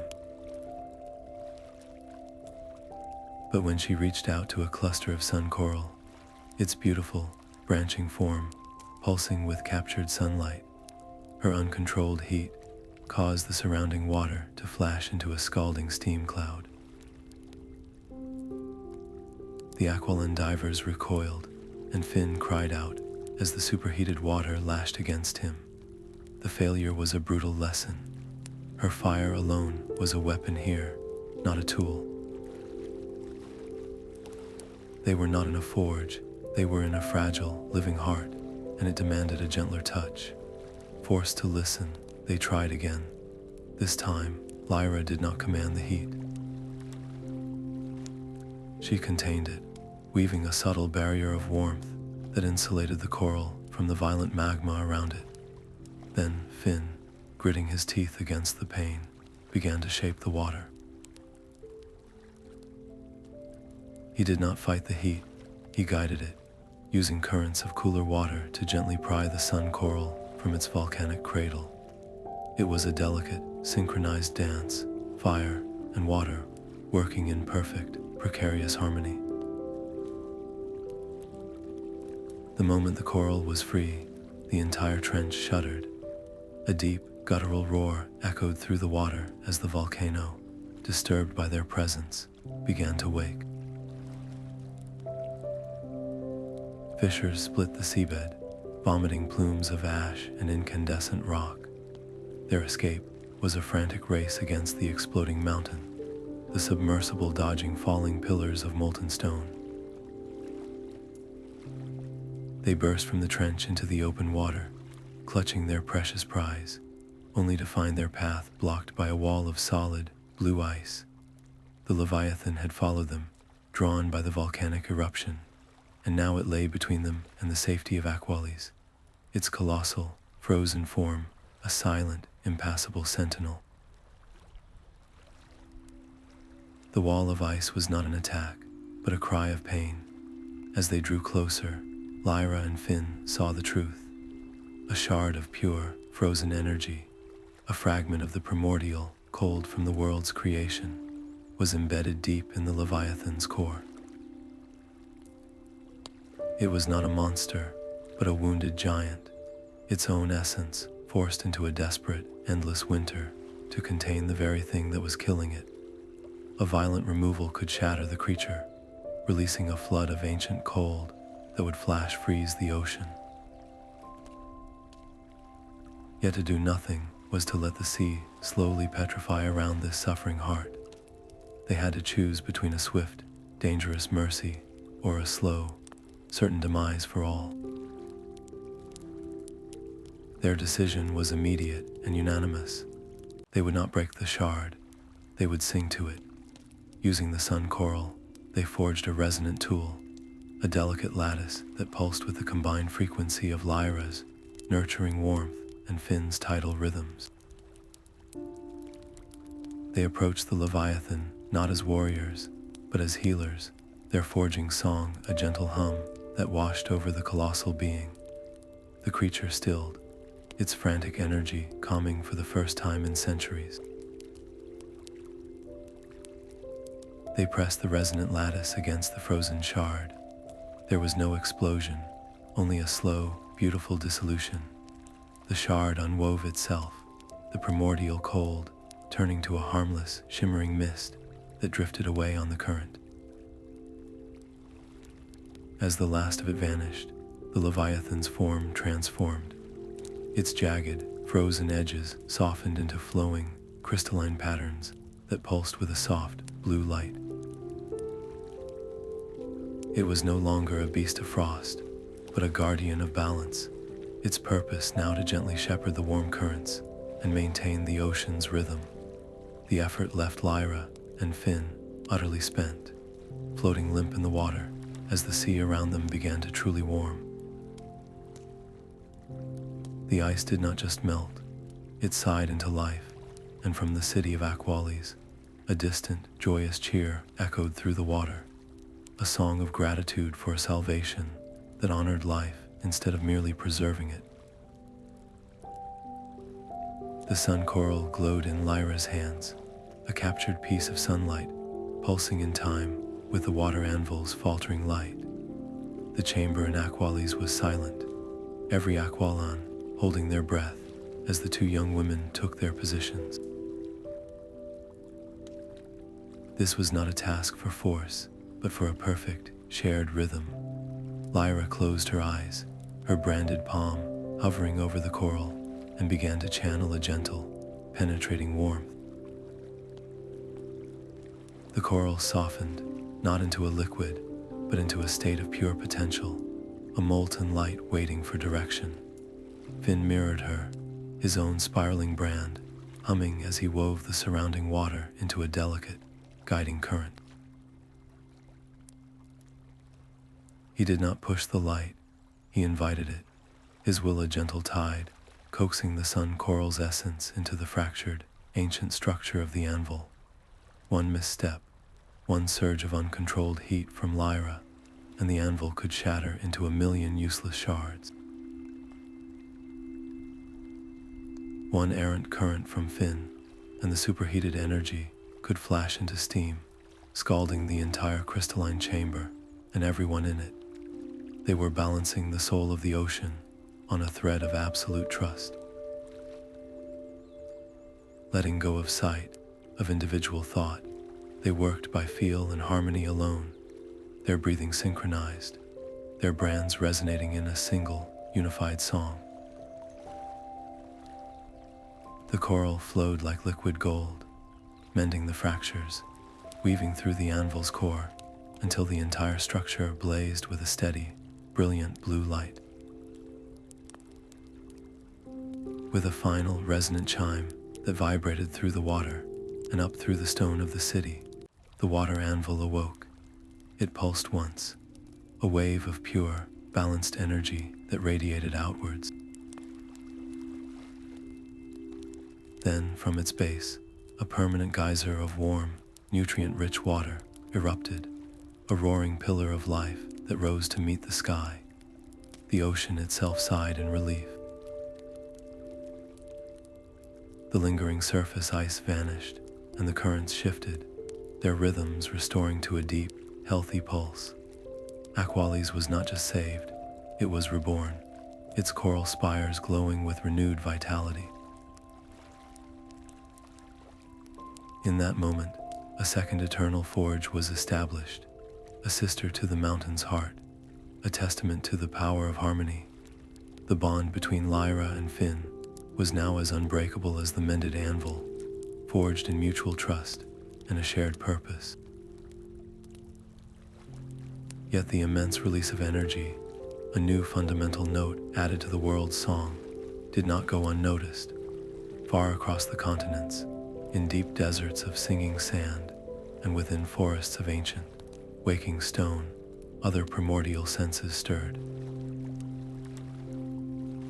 A new balance had been struck, and the silent, slumbering world was now listening.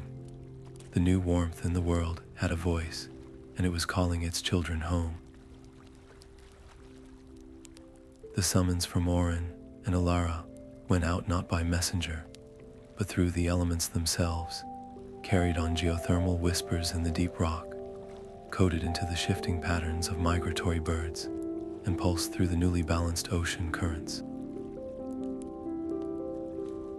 One by one, they arrived at the neutral ground of the sunken amphitheater, a colossal crater where the stone benches were worn smooth by millennia of rain.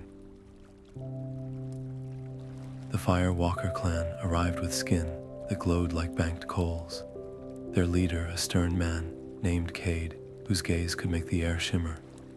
The Sky Singers of the Air Clan descended on silent thermal winds, their elder, Zephyr, a woman whose voice was the sound of a coming storm. The Stone Shaper elders emerged from the very walls of the crater, their movements slow and deliberate, while Finn stood for the water, with City of Aqualies at his side. For the first time in living memory, all four elemental clans stood in one place, but the air was thick with the weight of ancient history, not hopeful possibility. The initial sharing of stories quickly soured. Cade of the Firewalkers pointed a finger at Zephyr, his voice crackling with old anger. "Your people's great storm scoured our ancestral plains," he accused. "You scattered our sacred embers to the winds and left our forges cold for a generation." Zephyr's retort was a cutting gale of words, "And your mountain's fury eruption centuries ago choked our skies with ash," she countered. "Our children fell ill from the poisoned air. You speak of imbalance, but you are its source." The old wounds were raw and bleeding, the memory of past cataclysms fueling a blame that threatened to shatter the council before it truly began. Lyra and Finn stepped into the tense silence between the factions. They did not shout over the arguments. Instead, Lyra simply raised her branded hand, letting its gentle warmth radiate outward, a non-threatening demonstration of fire's purpose. Finn called a mist from the morning air, weaving it into a shimmering, temporary sculpture that reflected the light from Lyra's palm. They stood there, fire and water, not at war, but in concert.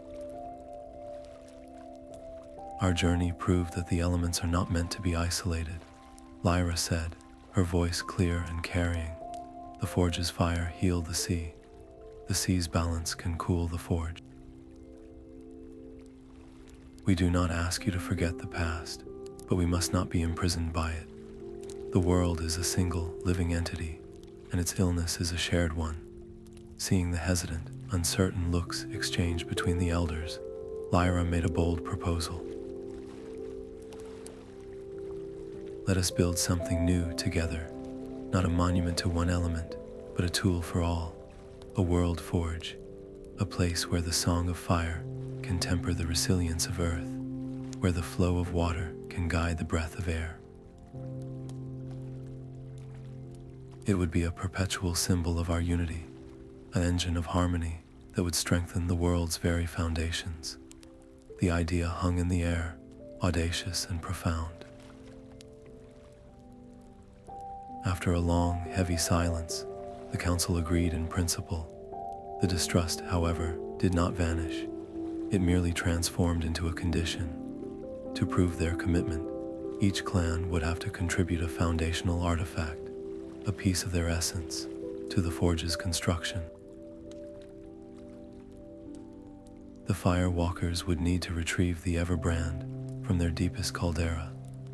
The Sky Singers would have to harvest a cord from the Silent Hurricane. The Stone Shapers would be tasked with finding the Heartstone of the First Mountain, and the Aqualons with capturing a tear of the Abyss. It was a test of faith, as much as a quest for materials. As the elemental representatives dispersed on the wind, through stone and across the water, a figure cloaked in shifting gray observed from the highest rim of the amphitheater. It was not human nor elemental, but something far older and emptier. A single pale hand emerged from the folds of its cloak, sketching swift, precise notes on a slate of obsidian, recording the weaknesses, the pride, and the fragile new alliances. The council had taken its first step toward unity, but it had also drawn the attention of a listener from the silent places, a force that thrived on discord and saw the nascent world forge not as a symbol of hope, but as a threat to be studied and perhaps undone. The shifting gray cloak resolved into a man named Corvus, his eyes the color of a banked fire, gone cold. He moved through the elemental delegations not as a guest, but as a curator of their discord, a true believer in Morwin's forsaken philosophy. He saw their tentative alliance not as strength, but as a fatal dilution, a chaotic noise that would inevitably lead to another great burning. His vision was one of absolute purity, a world returned to silent, smoldering ash, where no such messy conflicts could ever arise again. His first move was a masterstroke of sabotage. While the clans debated the location for their proposed world forge, Corvus infiltrated the Earth clan's temporary repository, a cavern they had shaped with patient care. He did not use brute force. Instead, he located the precise keystone in the chamber's archway, the one point of harmonic balance that held the entire structure together. With a few calculated taps from a chisel of resonant obsidian, he introduced a discordant frequency, a vibration that made the stone forget its own song. The resulting cave-in was not an explosion, but a deep, mournful groan as the earth gave way, trapping several of the Stone Shaper delegates and 2 Firewalker diplomats inside. The immediate aftermath was chaos, thick with the very suspicion Corvus had hoped to cultivate. The Firewalkers rounded on the Stone Shapers, their voices crackling with fresh accusation. "You sealed our people in a tomb of your own making," Cade roared, his hands clenched into fists. "Was this your plan all along?" The Stone Shapers stood firm, their faces etched with a profound offense. "We do not betray the trust of the stone," their elder rumbled. "This was not our doing." The fledgling alliance, woven from such fragile threads, began to unravel before it had even been fully forged. It was Lyra and Finn who stepped into the fray, not with arguments, but with action. We can stand here and trade blame while they lose air, Lyra stated, her voice cutting through the noise, or we can remember why we came here in the first place. She turned to the Earth Clan elder. Show me the weakness. Show me where the stone is grieving. Together with Finn, they approached the collapsed entrance. Lyra pressed her hands against the rubble, listening not for sounds from within, but to the fractured resonance of the rock itself. She found the points of highest stress, the places where the stone's own structure was screaming. Finn, in turn, called upon the groundwater, not to flood the tunnel, but to seep into the microscopic fractures. Lyra then applied a gentle, focused heat, warming the water just enough to make it expand. It was a painstaking, delicate process, using the expansion of the water to gently push the rubble apart, millimeter by millimeter, while Lyra's humming resonance kept the surrounding stone from further collapse. It was a rescue operation conducted with the precision of a mastercraft, a testament to what their united skills could achieve. They freed the trapped delegates, who emerged covered in dust but unharmed, their fear replaced by a stunned gratitude. The successful rescue was a powerful, unspoken argument for their alliance. Yet, in the frantic effort to save lives, their vigilance had lapsed. Corvus had used the distraction for his true objective. He slipped into the now unguarded inner chamber and seized the Earth Clan's foundational artifact, the Heartstone of the First Mountain, a lump of unassuming rock that pulsed with the quiet, patient rhythm of the world's foundation. As the last delegate was pulled to safety, Corvus' voice echoed from a high ledge, dry and mocking. "You fight to preserve a flawed and noisy world," he called down. "I will take its remaining pieces and build a better, quieter one." He held up the stolen Heartstone. "The Fire Clan's artifact will be next." Then he was gone, vanishing into a shadow that seemed to drink the light around it. The theft was a cold shock, but it achieved what words could not. The shared experience of the rescue and the blatant theft forged a new, grim unity. The clans now saw the real threat, an enemy who did not seek to conquer them, but to unmake everything they were.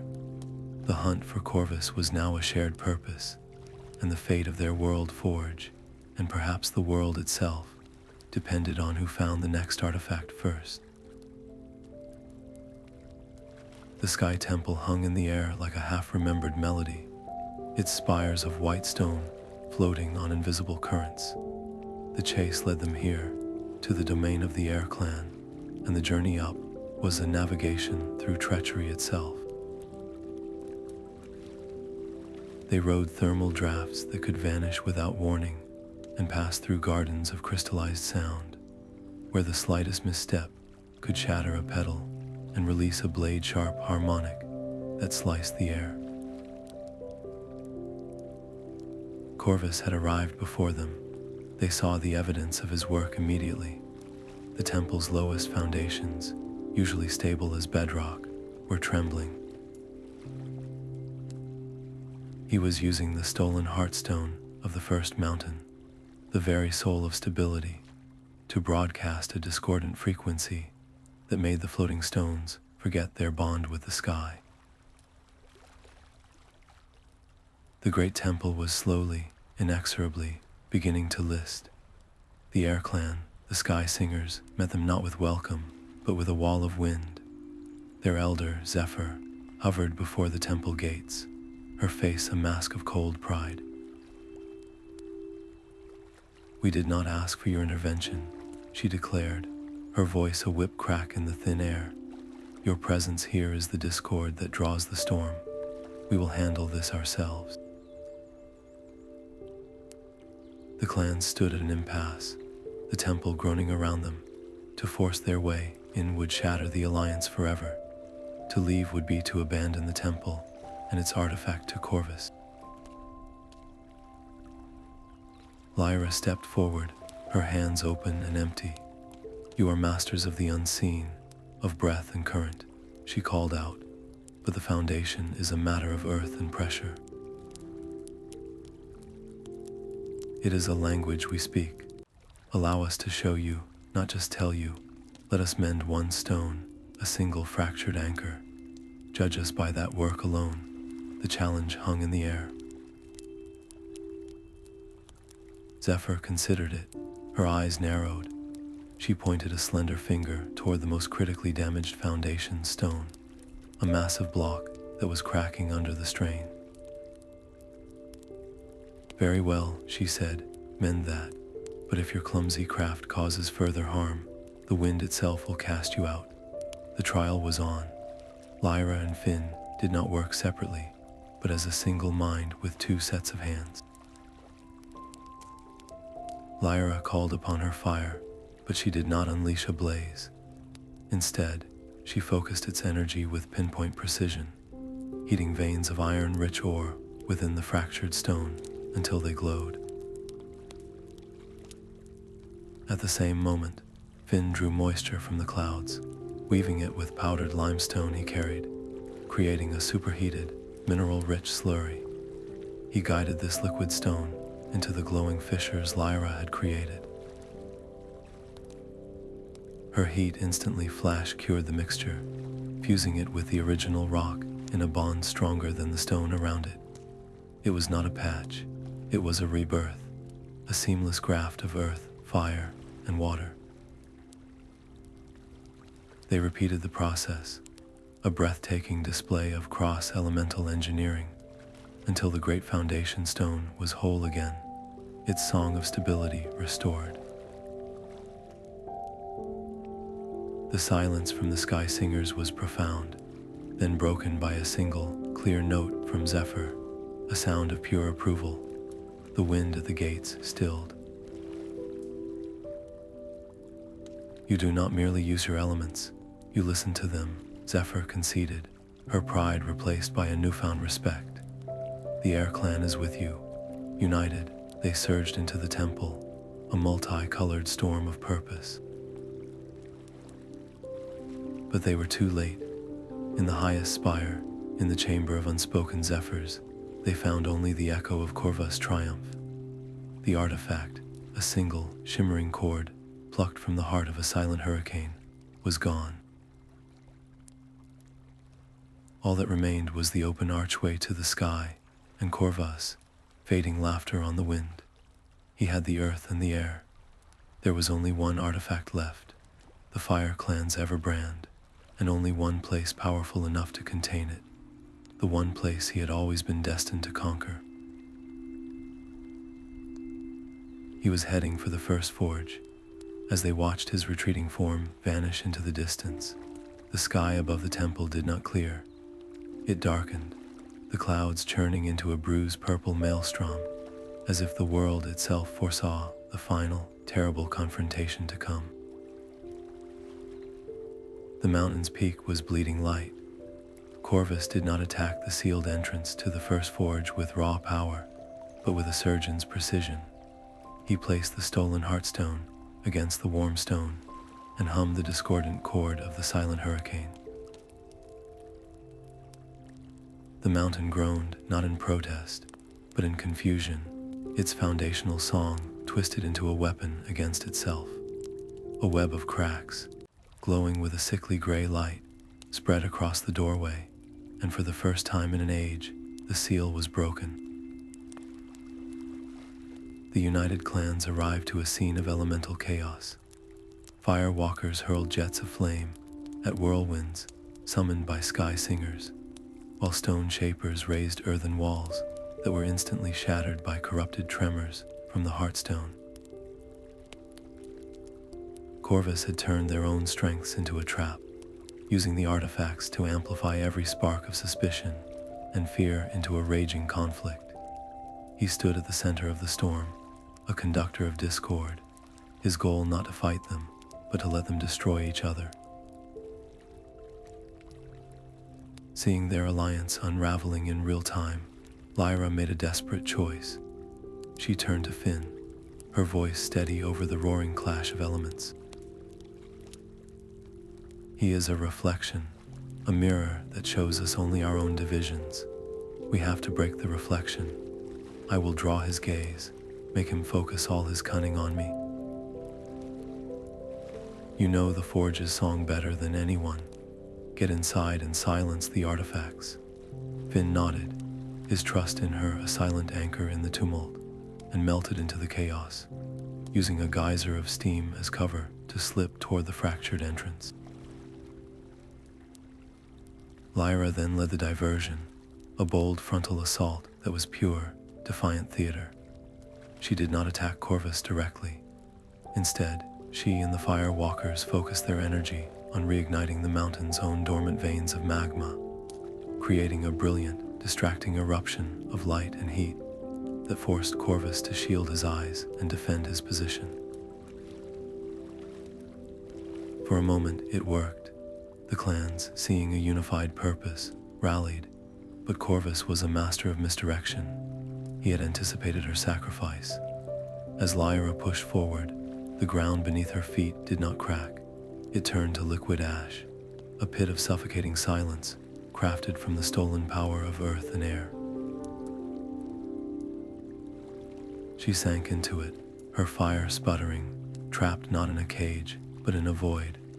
Corvus stood over the sinking pit, his voice devoid of malice, filled only with a chilling certainty. Your spark is the last thread of noisy hope in this world, he stated, his hand outstretched, drawing the warmth from her branded palm. Order your clans to stand down, or I will not merely extinguish you. I will unmake the very idea of fire you represent. Inside the forge, Finn found a different kind of battle. The heartstone and the cord hovered in the air before the pulsing heart spark, but they were no longer mere objects. They had become jagged, screaming things, radiating waves of dissonance that made the very air feel like shattered glass. The artifacts were corrupting the forge's sacred hum, and with every passing moment, the heart spark's rhythm grew more frantic and pained.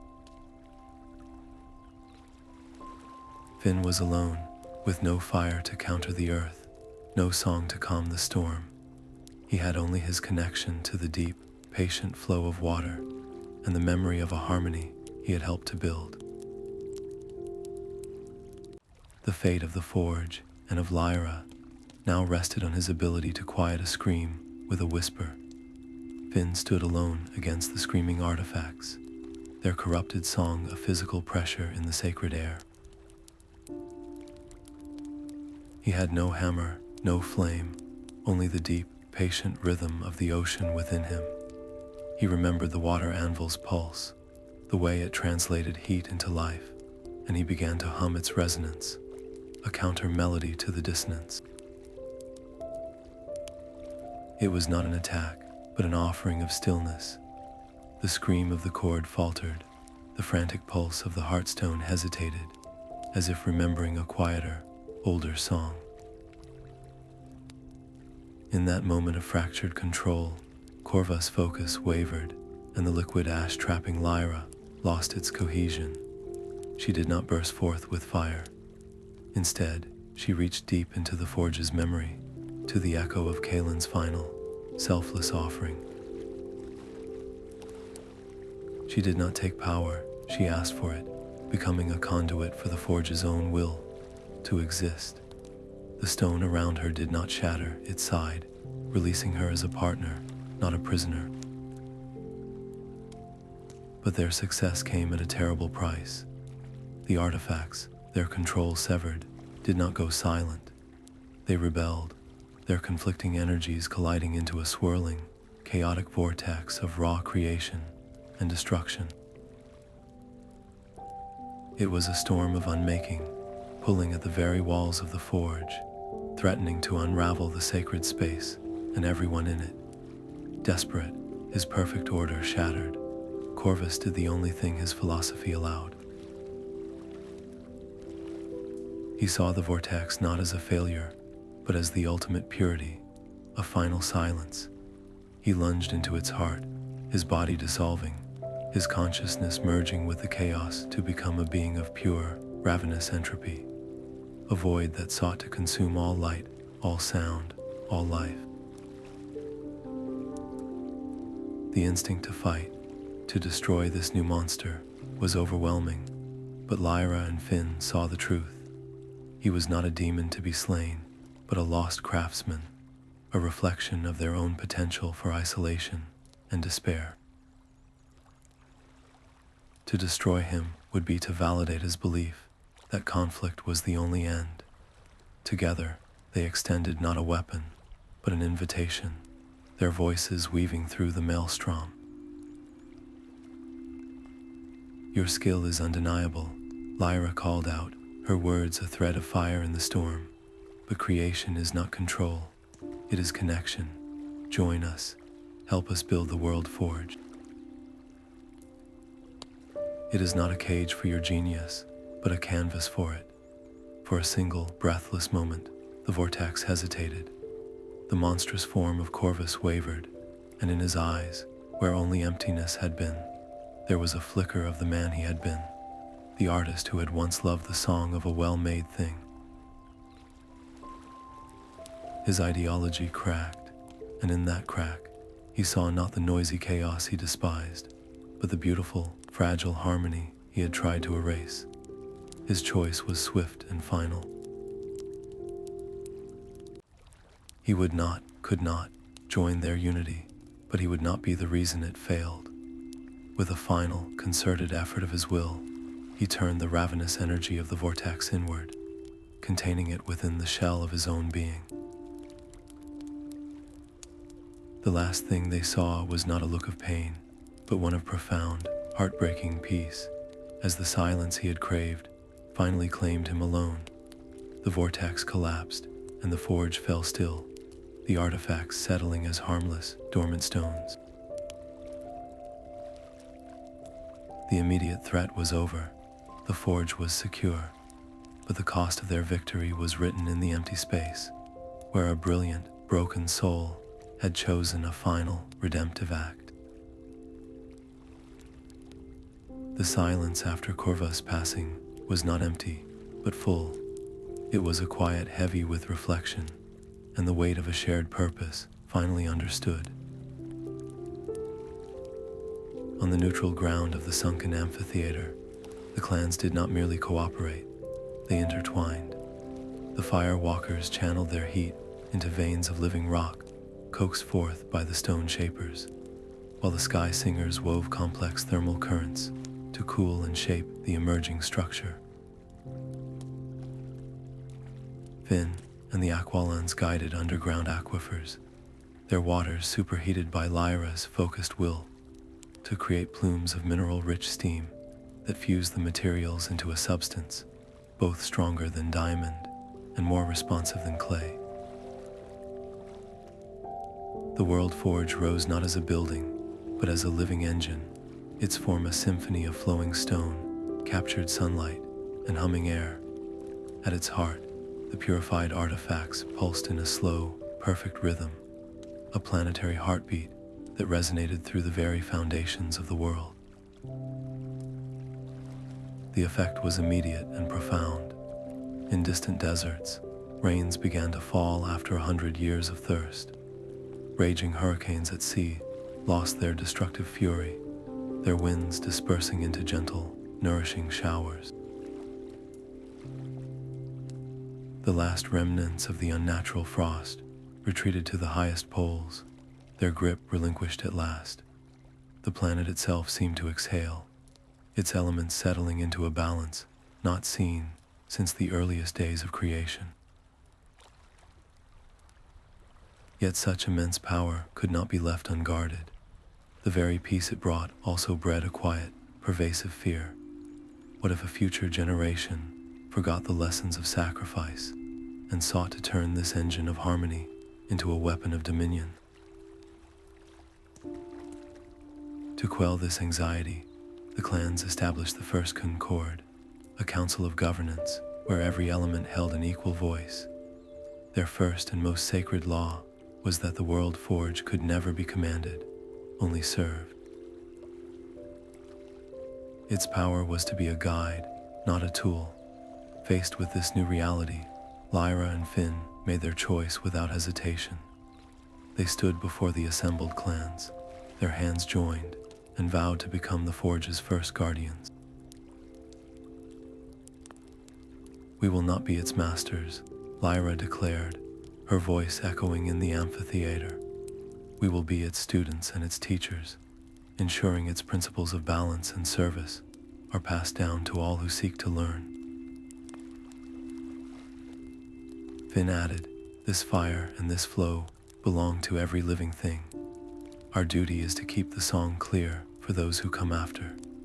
They surrendered their personal ambitions, binding their lives to the forge's eternal hum, becoming the living heart of the new world they had helped to build. An era of golden prosperity dawned.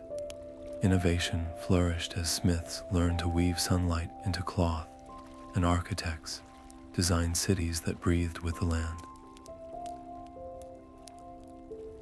It was an age of wonders, but the forge's light, a beacon of stable, harmonious energy, did not go unnoticed in the wider cosmos. Strange, elegant vessels of crystalline light began to appear in the high atmosphere, their silent observers studying the world forge with a calm, ancient curiosity. They made no hostile moves, only watched, their presence a silent question hanging in the sky. The great work of saving the world was complete, but a new and even more vast story was just beginning to unfold. The heart of the world forge did not simply hum, it sang a song of perfect, planetary balance. Yet that very perfection was a lure. From the silent, empty spaces between stars, a presence was drawn, a being not of darkness, but of absolute absence. It was the Unraveler, an entity of pure void that saw the forge's beautiful, complex symphony, not as a thing to be admired, but as a noise to be silenced. It did not attack the forge with force. It simply began to exist within its core, and where it passed, the song faltered. Stone forgot its strength, fire lost its warmth, and air grew thin and hollow. The forge itself was beginning to forget what it was. Every instinct screamed for a direct confrontation, to meet this nothingness with a blast of pure, elemental fury. But Lyra felt the echo of Kalin's final choice, the understanding that true power was not in domination, but in selfless guardianship. Finn remembered the corrosive ambition of Morwin, a warning that seeking control for its own sake led only to dust.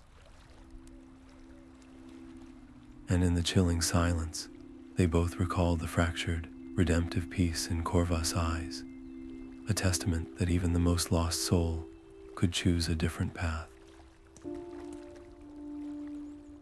The void was not an enemy to be destroyed, for that was its own nature.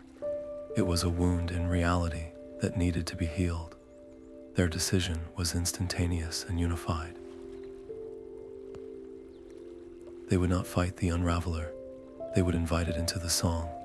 Standing back to back in the forge's shimmering core, they began to weave. Lyra's fire did not burn, it illuminated, tracing patterns of connection and memory in the air. Finn's water did not flood, it flowed, carrying the rhythm of tides and the patience of deep oceans. They called upon the earth's steadfast resilience and the air's boundless freedom, weaving all four elements not into a wall, but into a net of pure, resonant meaning. They wove the memory of a child's laughter, the warmth of a shared hearth, the hope in a single sprout pushing through thawing soil. They offered the Unraveler the one thing it could not comprehend, the beautiful, chaotic, and irreplaceable noise of life itself. The void recoiled, not in pain, but in overwhelming saturation. It had tried to consume a symphony and found itself filled with it. The conflicting forces did not explode. They underwent a profound and silent transformation. The relentless nothingness, now saturated with the essence of creation, could no longer sustain its own emptiness. It collapsed inward, its infinite potential condensing into a single, brilliant point of light. With a final, gentle pulse that was felt in the heart of every living thing, the light soared upward, bursting through the forge's crystalline ceiling to take its place in the night sky. It was a new star, a quiet, steady beacon that pulsed with the same harmonious rhythm as the world forge below. Lyra and Finn stood together, their hands linked, watching the new light settle among the constellations. They were no longer just guardians of a forge, or even of a world. They had become weavers of cosmic balance, their legacy etched not in stone or song, but in the very fabric of the heavens. They had faced the absolute end of everything and answered it not with a shout, but with a more beautiful melody. And as that new star shone down, it asked a silent, enduring question of every soul who looked upon it. A question about the strength found in unity and the boundless power of a single, shared hope. The world forge hums its eternal song, a vibration felt not in the ears, but in the soul of every living thing. Under its gentle influence, the world does not simply exist, it flourishes with a conscious grace. Villages are no longer built upon the land, but are woven into it, their structures rising from the living rock and breathing with the rhythms of the wind.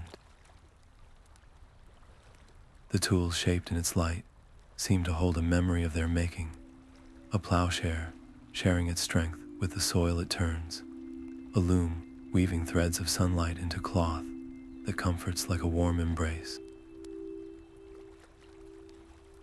In every quiet moment, in every shared meal by a kindled hearth, the legacy of the guardians is present. Lyra and Finn walk this world not as rulers, but as quiet guides. Their wisdom is not a list of rules, but a living understanding that true power is found in service. They teach that a craftsperson's hand should listen as much as it shapes, that the goal is not to conquer an element, but to join its ancient, patient dance. Kalin's spark, that first defiant act of hope, now glows within them, a quiet fire that reminds all who meet them that courage is not the absence of fear, but the choice to act for others, and that compassion is the most durable material of all. It is a light that proves no darkness, no matter how profound, is ever truly absolute. Each season, new apprentices journey to the forge, their faces bright with the same restless wonder that once burned in a young smith's eyes. They come from every clan and every corner of the world, their hands eager to learn the old songs and their hearts open to the new harmonies yet to be composed. They are taught that every hammer strike carries an echo of the first creation, and every act of making is a vow to protect the delicate balance they have inherited. The story of the forge is no longer confined to scrolls or whispered tales around a fire. It is told in the sturdy bridge that connects two communities, in the fresh water that flows where once there was only dust, and in the resilient hope that blooms in every human heart. It is a cycle of craft and myth, of sacrifice and renewal, that is now forever unbroken, a promise whispered on the wind and written in the stars, that as long as there are hands to build and hearts to care, the fire will never go out.